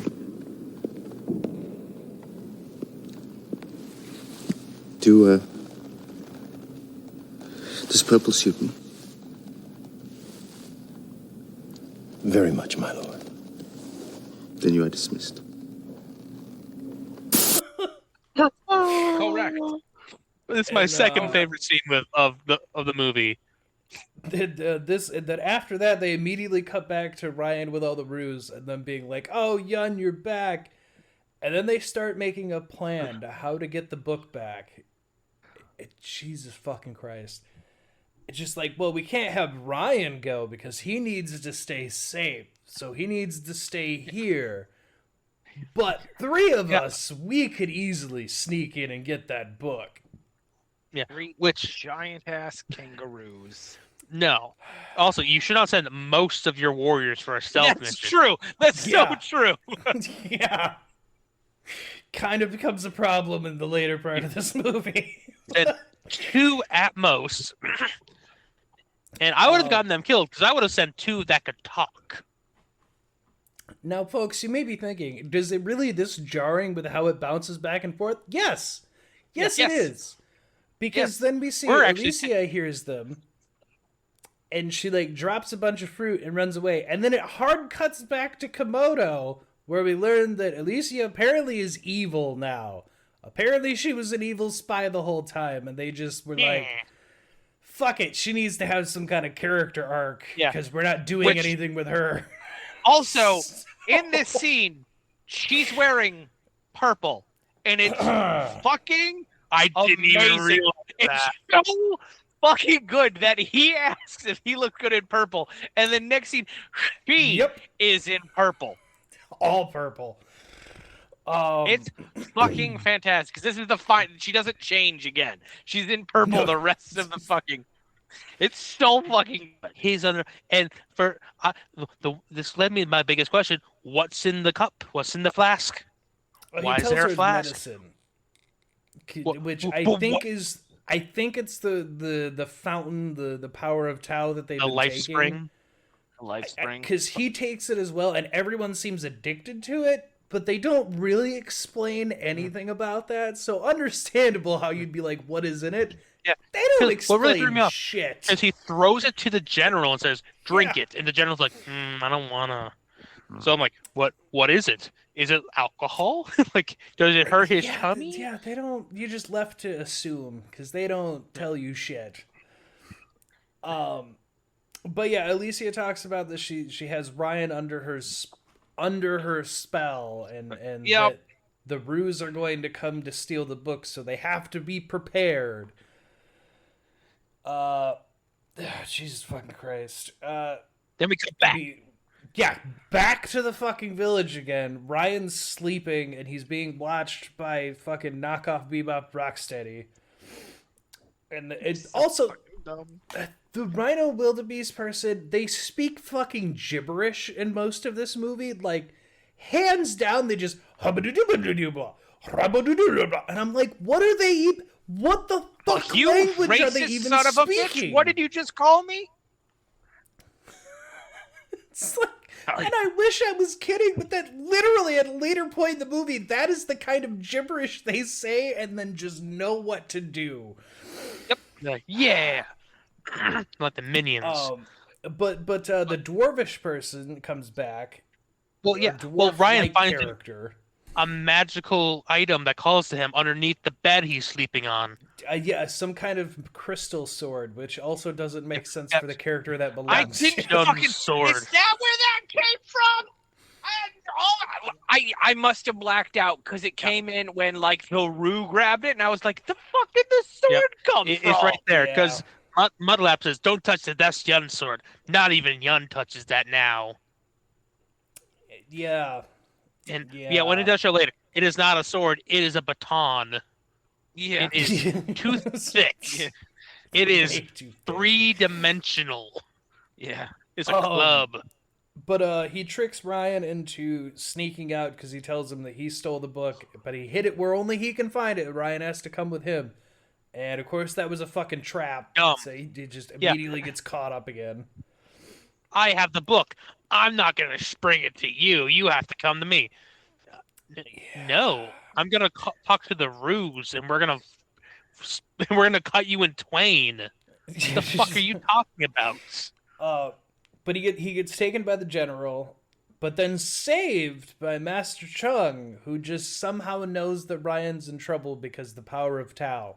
Again, don't really explain anything. He just knows. Well, he was using his prayer beads, and then he dropped them.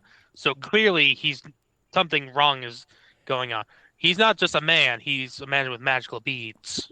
Which this is the scene they use for the opening of the movie, is him dropping all those beads, and they just reuse that footage again for this they'll use it again. They reuse it again. Yes.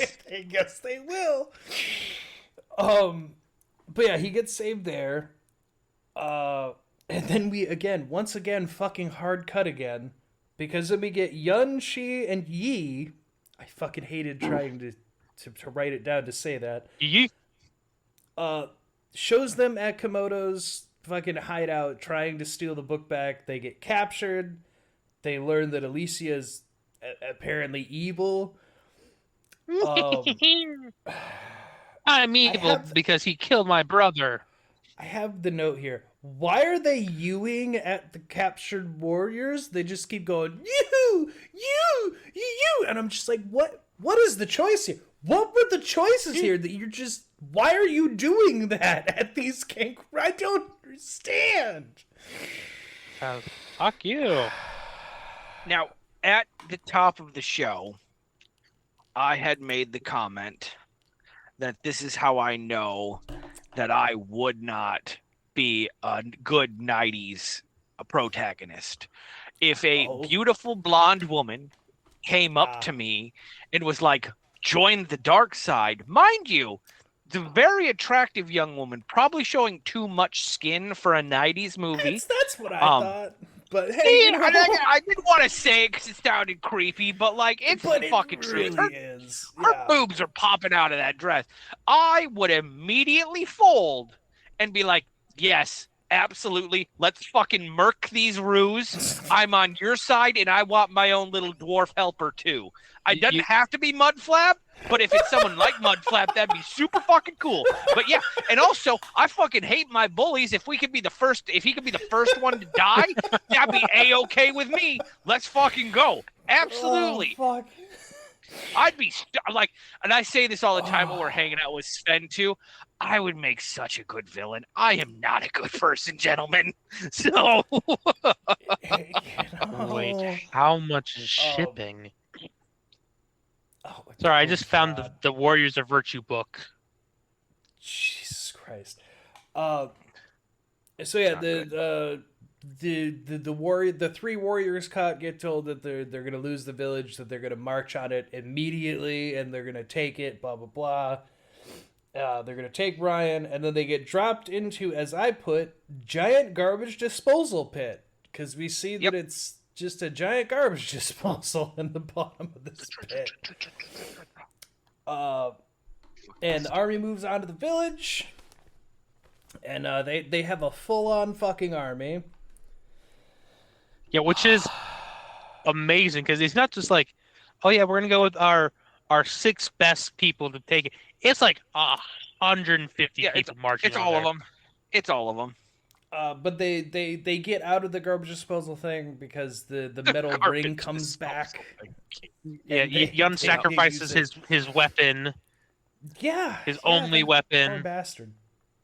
The one he have unique it later still, ring. Though? Does he just have another one? He does. Yeah, he does. That's why I wasn't gonna say nothing. I was gonna see if you guys came to that same conclusion. When I was destroyed, I'm like, oh, I wonder how he's gonna fight in the final act, and he just has another ring. Listen, sometimes you have it's his first one. It's his training ring, right?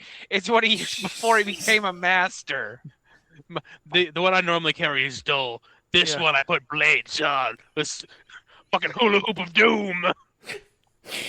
You just put how you put a hula hoop on your arm, you just spin it around. Yes. Walking towards people like, I'm gonna get you. If you don't move, this is your fault.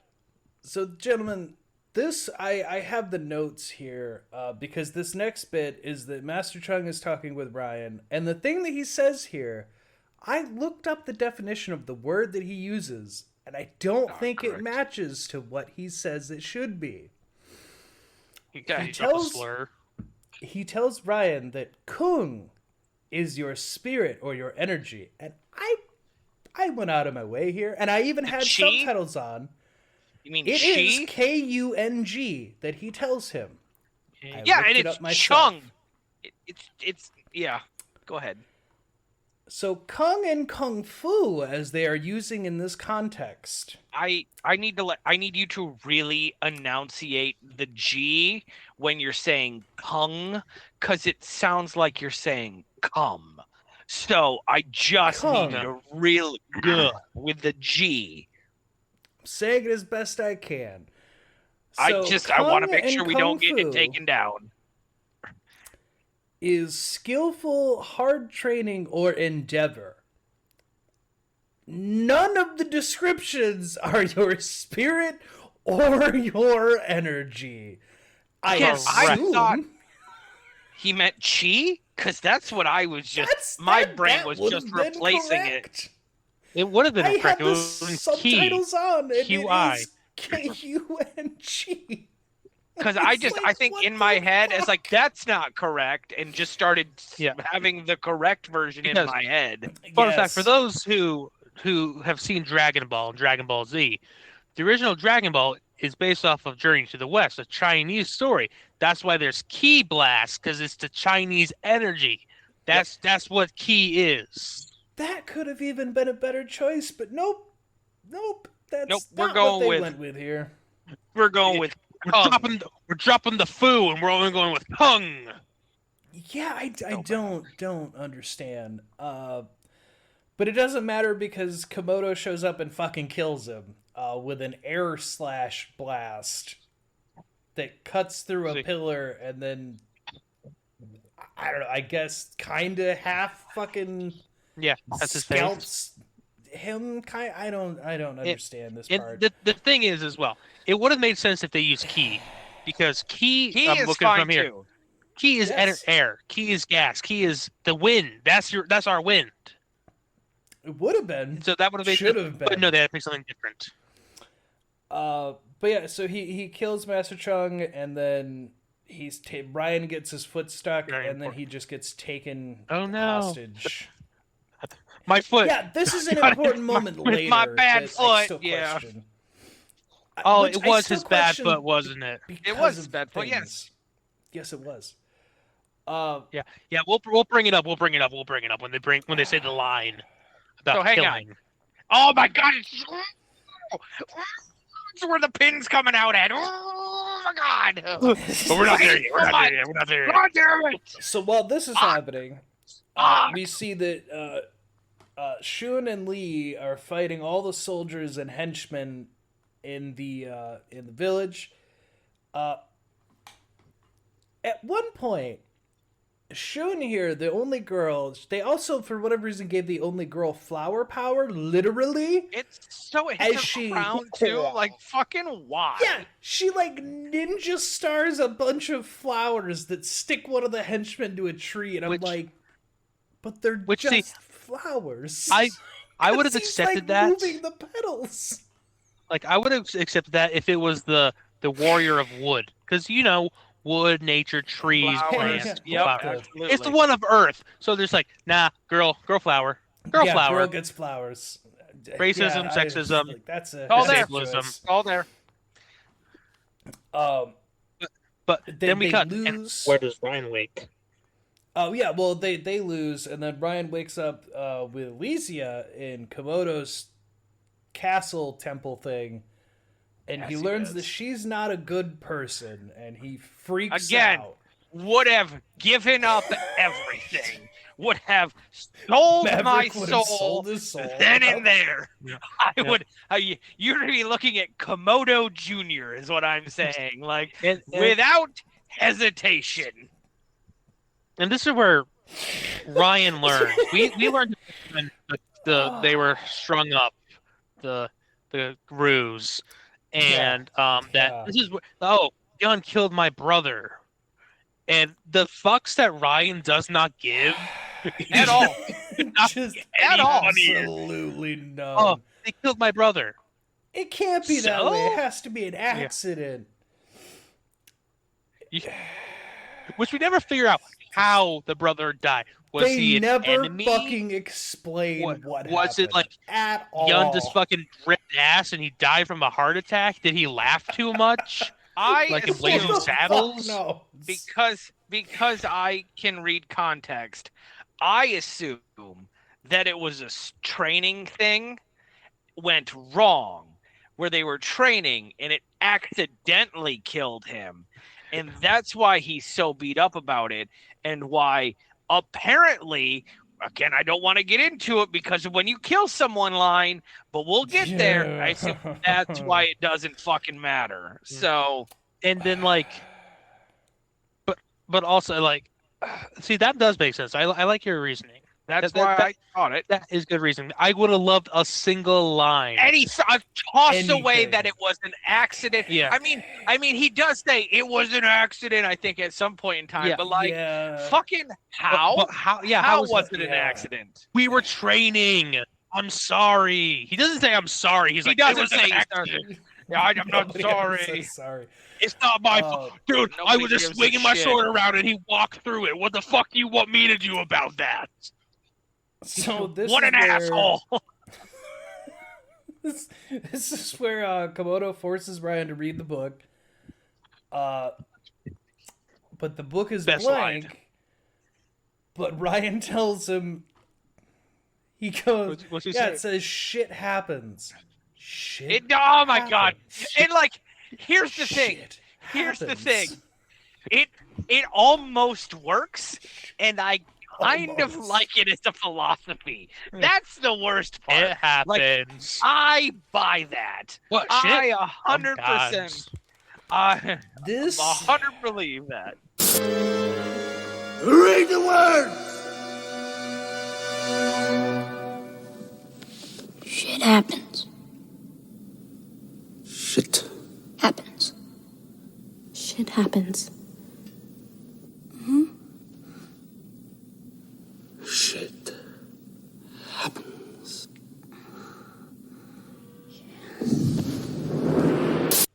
honestly, this might be the only scene in this movie that I was genuinely like, okay, that's kind of funny.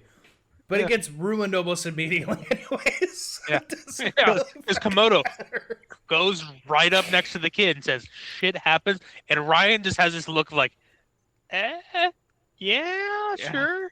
Like, kid, you gotta work on your poker face. Like, I wrote it down. They say it like 6 fucking times, just back and forth between the 3 of them. Happens?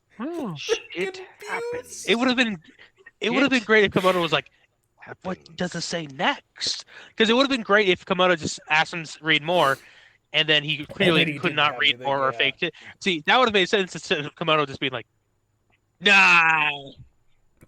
Oh, God. Yep, I agree. He can, but so, as we know, you can't read from the book. I'm going to smite you now. Yeah, so, Alicia tries to, like, lash out at Komodo, and Spider Enchantress kills her, and then Komodo... Hang on. He's killed Master Chung by now, right? Yes. Yeah. Have we said the line yet about... No. Okay. No, that comes up when he reads the book. Yeah. Okay, cool. So I want to say Barbarocious is her name. Barbara. Thank you. I didn't look up her name because I was just like, which one? The witch? Character?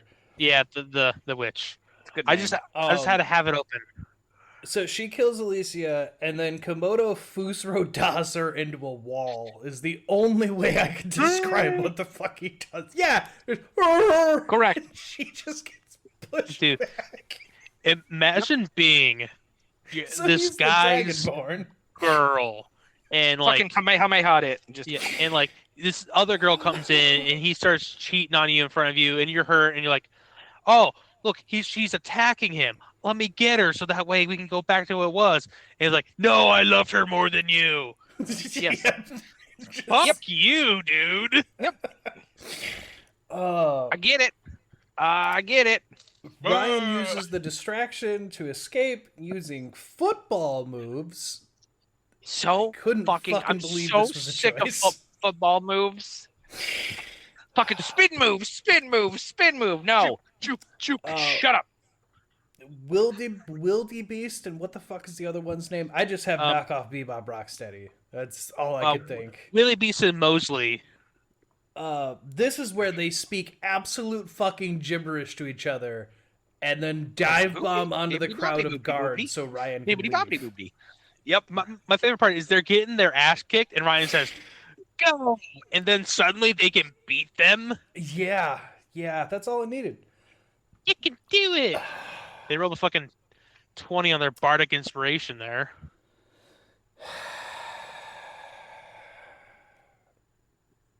We go back. What happens? My notes. Is this where he's just crying a whole bunch? I get sick of when he's crying. God, he does that. He does that a few times. It's like 3 times in the next 5 minutes, and I'm just fucking over him. Because this is the funeral for the master. I told this to Anthony as well, maybe in private, maybe in conversation, maybe it was in fact in our group chat, but like, I think this world would be a lot better. They killed the kid. Maybe it was at the top of this episode, and it's just been such a long time since then that I think the kid dying probably would have helped everyone out. It would have given Yun true motivation. It's great, and I'm glad we're talking about the funeral because the one of Earth we know can make flowers. She made 1,000,000 flowers to cover the master's body. Because you're not telling me that they mounded dirt on top of him. No way they put dirt on top of him like that. Just that is a 4-foot high pile of flowers neatly organized. Your village is being attacked. Yes. People are being killed. Overrun. An army is in the village. Just fucking overrunning it. And you're going to take... I get it. No, there's like, it's sad. But there's a fucking time and place to bury your dead. You are in fact, in the ancient temple where not a lot of people know where you are, and you're a half hour away and people are dying. Yeah. You So- took the time. The Rooz go to fight the warriors. Komodo shows up. Yun gets his sword back. I fucking Yes, Yun gets his sword back. I fucking hate, and I say this with my full chest, fucking hate the line that Komodo uses here. Because he rips off the warriors so half-assedly with saying warriors come out to play. Come out to play. I laughed so hard when that happened. I'm like, you're fucking kidding me. Dumb That as fuck. Warriors, come out and play.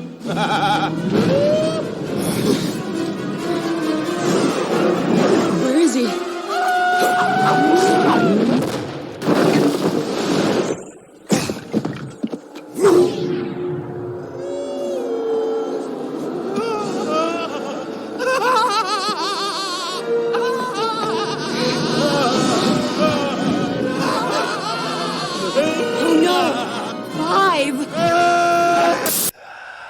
And he Yeah, does I didn't dive laugh. bomb. Yeah, you can't. Okay, so hang on.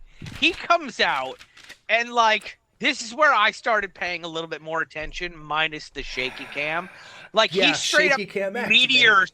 fucking meteorites into like the fucking bridge, and like they're all scattering, and he's just taking them on single-handed. And then I'm like, how is he going to fight all 5 of them?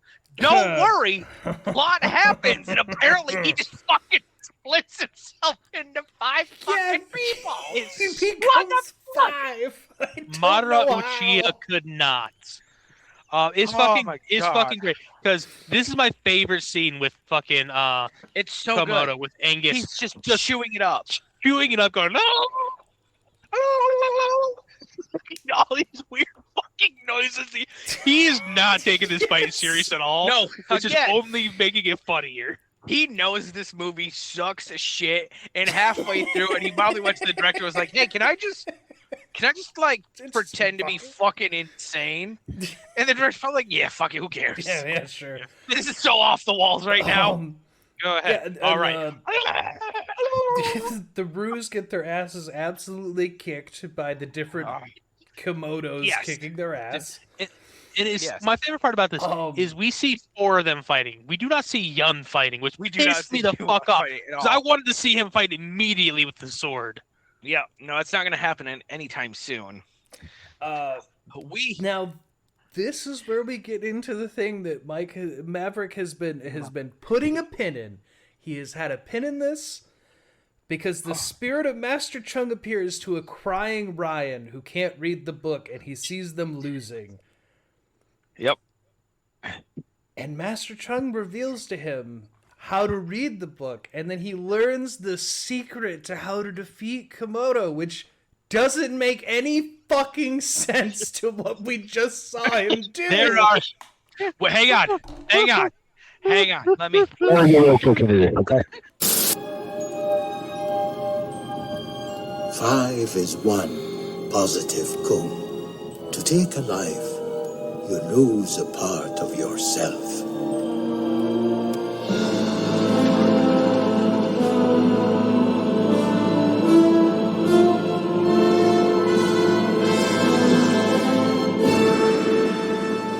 He lost his power. Master Tower, whatever the fuck his name is, shows him how to read the book. He learns the secret is like 5 into 1, and they Captain Planet their powers. We're gonna come back to that because the fact that they don't already know how to do that is something that Master Tao should have taught them. 2, he reads the bottom and is like, oh, when you kill someone, you lose part of yourself, and that's why Tao or whatever Chung, whatever the fuck that Rooz lost some of his power, lost his way because he lost some of his power. How come Komodo fucking destroyed Master Chung and still has all of his magic power, He if has not killed more? so many people. in this movie. Fucking Yep. sense. We have seen at least 2. Yep. No, at least 3 on screen at this point. Yes. This man should be. It's fucking hilarious. So if you're going to, you don't need to lose your power. Your power can get corrupted and make you crazy. I'm fine with that because that fucking makes sense. Yeah, he's a fucking What nut he job. says doesn't make fucking sense. Any You kill sense. someone, you Any lose sense. part of your power. And on the Oh. page, it's like a flower with 5 petals, all like going into one center circle. I'm like, this is a little bit 90s racist still. Yes, it it is a is. lotus. Yes, thank you. Yes, And it Which is. like, also It is kind of straight racist. up. It's just so Everything great. about this movie teeters that line. Fucking God, right. let me see if I can find the script again. Give me 1 second, because I gotta say, Warriors of Virtue. I just have so much Warriors of Virtue in my. Bad. Please do, sir. Because it's The what longest Ryan episode says of Jokey's had bad taste specifically. ever. Yes. Yes. It's what he says specifically that I remember pissed me off. Let me scroll down to the bottom. Yada yada. Like when he says that the first time he's reading the book, I was like, wait, what? And I went back and made doesn't sure I make heard it any right. I was like, fucking sense. hang on. And I went back and I like listened to it again and I was like, so we realized this movie was already too long and needed a fucking hard out. The script And doesn't yeah, have the this- whole script. Bullshit. Well, it's probably lost. Well, Oh wait, there's a fuck. next page. I found Oh, the next thank page. Oh, there's another next page. Oh, Might be here shit. for a second. We're going to be It's here a full movie forever. script. It's a movie script, and the script is like this wide. Yep. What the fuck? It's on scripts.com. Okay, Brett. Somehow Oh god, it's you okay. lose your power killing people, but yeah, we do see him kill quite a few people. So like, it So doesn't many make any people. fucking sense. So many people die. real. Yeah. Oh my god, they say Rooz with a Z. I hate that. Maverick's walking away. That's so. Maverick's done. Warriors come out to play. I cannot explain to you how sweaty this movie has made me being frustrated. My pores are dripping oil. I'm just not having a good Here's time. exactly what it is. Okay. 5 is 1. Positive Kung. To take a life, you lose a part of yourself. Okay. Yes. That's it. That's Yes. that is the whole thing this fucking movie has been leading up to, by the way. Yeah. Yes. And so I only got this because of the script because I fucking forgot about this part. So the Rooz are on, which they spell Rooz with a Z, and that just pisses me off Yeah, more you and more said every that. time I look at it. You said that, and Maverick walked I've already moved on. Yep. It's just like I can see it just out of the corner of my eyes because it's capitalized too. It's just the most frustrating thing. I'm like, no. So Ryan, but no, fucking Master Chung reappears before Ryan can get there. Yeah. yeah, Master Chung appears to tell him that they have to combine their efforts, their powers, and it'll stop him. No, They don't fully explain things again. Oh no, Master Chung appears with the Rooz, Jokey. He does appear Why in the didn't- Rooz. Why didn't you listen to me? You act too hasty. It is fucking Komodo, and he grabs Young by the neck. Fucking It's a- chokes him out. Don't do Again, anything. Somehow Komodo didn't lose any of his power. So this He just can't do fucking anything. makes me He so might break his mad. neck. If Komodo could have broke his neck, he should have done that immediately. That's on And Komodo. Again, if you say it, it just has to happen. You can say other lines. You could have written other lines, but you didn't. It would have made Put your sense as full well. chest into it. If Komodo never killed in this entire movie, it had people kill for him. Yes. Like, so that way it would show that Komodo That does could not have, want to yeah. kill him. That could have been the thing there where they're like, okay, he can't do it because he doesn't want to lose more of his power, but Yep. he's just choking him. So And this then, is of course, where Ryan tells them they have to combine powers. No, hang on. and I Hang have on. the No, it's not. note. No, it's not. I think we missed a part, and I need to go back to it. It is when he's crying next to a tree, and Mudflap comes up to him, and is like, I just want to help you this time. And he basically tells Mudflap to fuck off. And then as Mudflap's walking away, he's like, the Rooz could really use your help, you know. They're in the ancient temple. And then he goes and Yeah, does that's right everything. before the funeral. And it just made pissed me off. I hate that so much. Just continue anyway. We're past that now. I just want to bring it up. So I have Paul's little comments that I'm going to add in here, but Paul had also mentioned that the dwarf-like man looks like he belonged in the Munchkins from Wizard of Oz, because he's just colorful vest for some reason and just doesn't fit anything else. Embroidered into it. Now, I'm not saying that this is a bad thing. I'm just saying that I know as soon as he appeared the first time, I'm like, how many movies have you watched in a row with little people in it? So many. So many, guys. Every time we cover one now. Jesus. Midget March. That's what I'm saying. And I mean that with the most love in my heart. We can't do Dwarfing December. That's just kind of weird. Jesus Christ.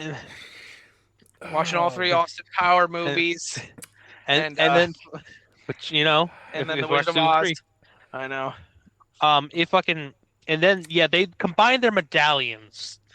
He starts chasing Ryan away.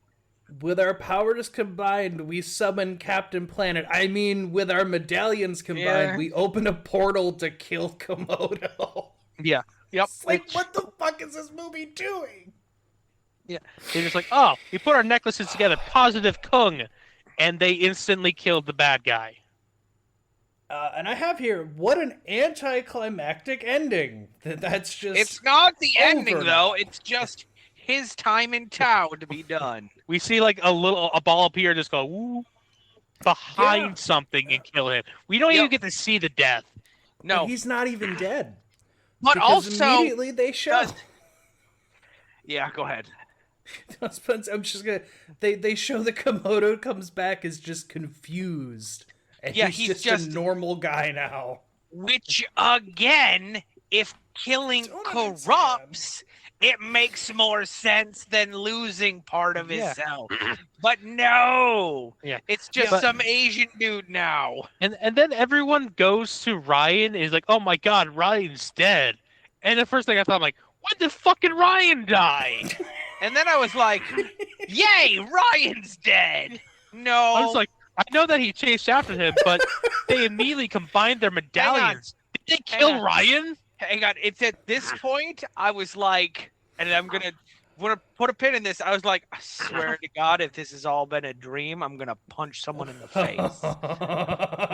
Because like, what else would piss me off the most than if all of this was a dream and none of it actually happened?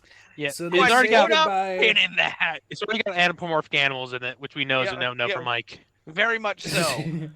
So they all give their goodbyes to Ryan, and they're like, "The portal's open. You can go home now. You've helped save Tao."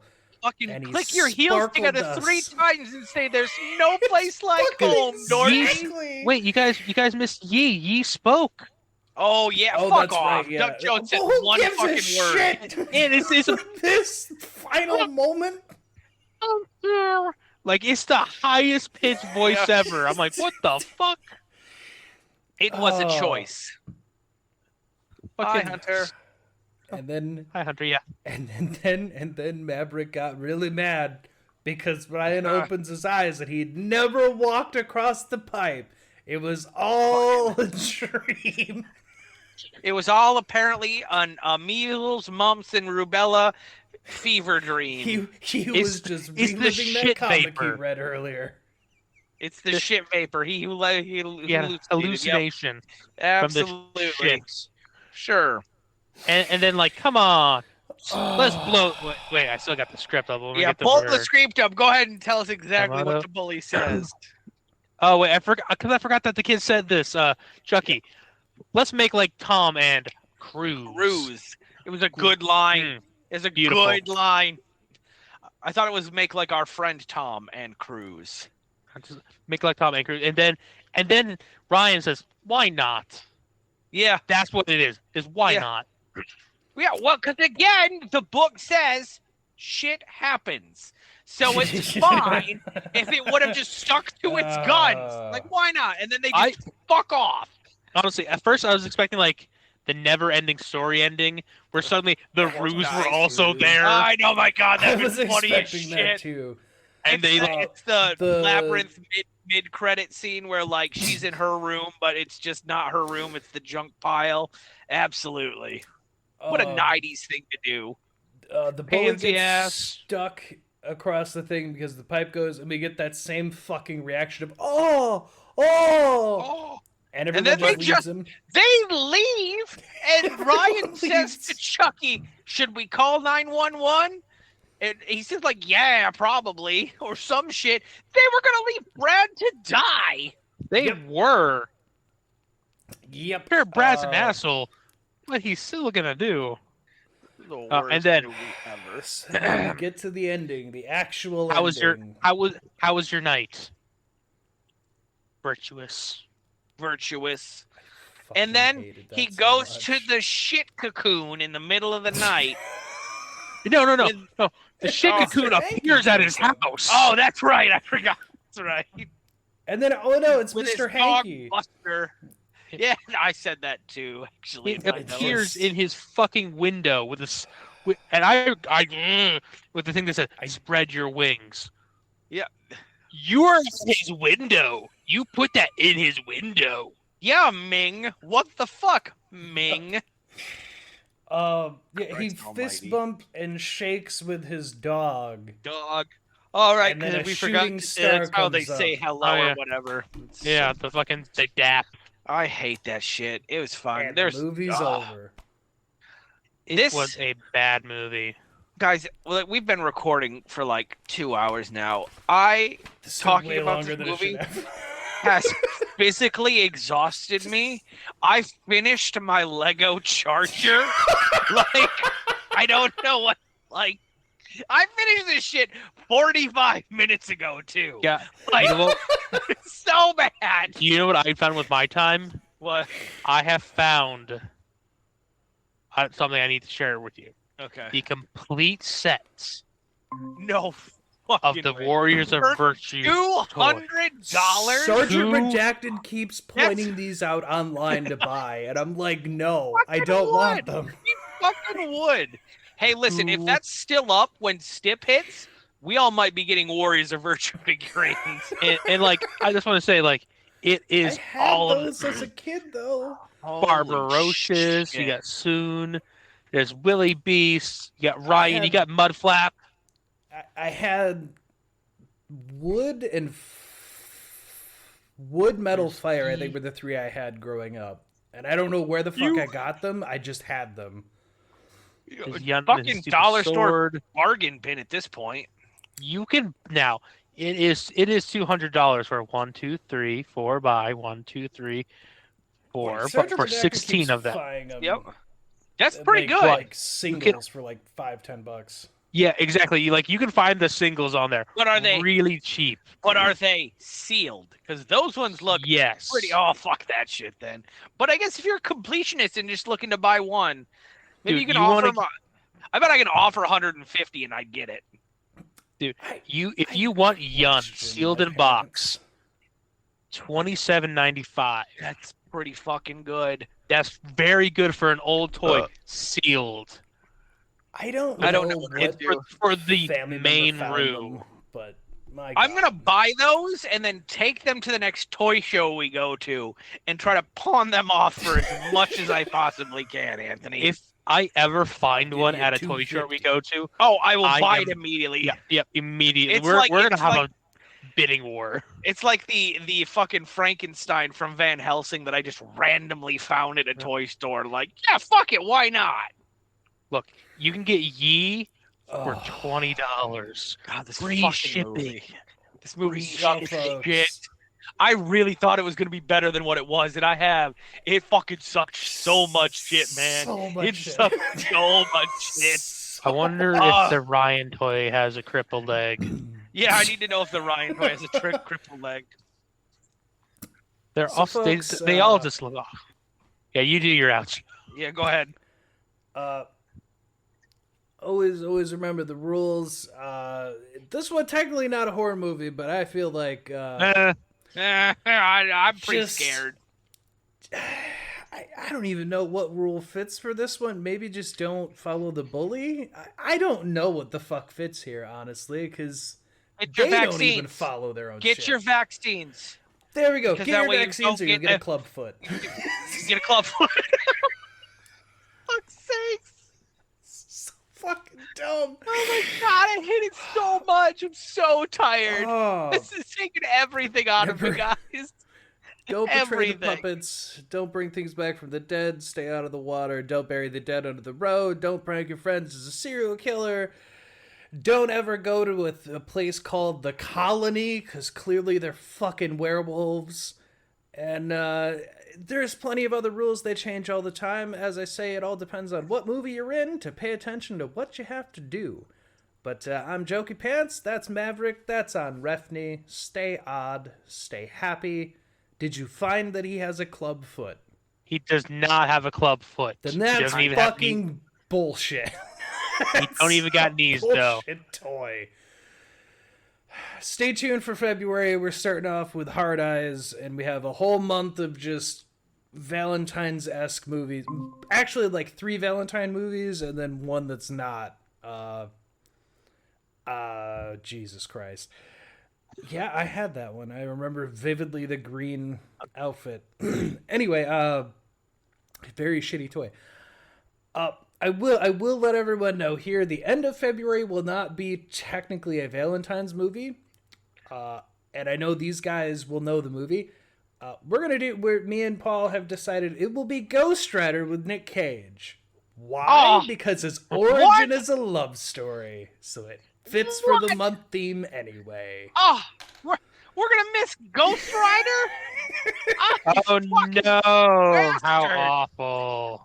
Here's the thing. It's funny you say that. I go to the gym every morning at work, and you'll never believe what I watched Wednesday morning. It was like the second half of the first Ghost Rider movie. I came in at Sam Elliott handing him the contract of San Bagonza. Oh, God. And then the last side of the Knight Rider. Wait, where it gets good. But yeah, so that look forward to that for the end of February. It was either going to be that or Vampires 3 because Tubi added that, and I went, you got to be fucking kidding me. This movie doesn't exist. Tubi. I will praise your names. When I started doing this shit with Jared and I had to download Tubi, it was the greatest thing that ever happened to me. But in case you're wondering, I will get to covering Vampires 3, The Turning. It looks to be absolute dog shit because it's all in Asia for some fucking reason. We jumped from Mexico to Asia. Vampires. Don't understand what the fuck that movie's doing. Chinese vampires. Hi, Hunter. But stay on, stay happy. We'll catch you on the next one, everybody. Goodbye. Fucking Christ, man. Oh, fuck, I'm so tired. I'm so fucking tired. This movie took everything out of me. Oh my god. Okay. Talk to you guys later. Jared. I was supposed to write. I try to write 500 words a day. I'm not writing 500 words a day after talking about virtue for 2 hours. So fucking mad. Good night, guys. Bye. Yeah.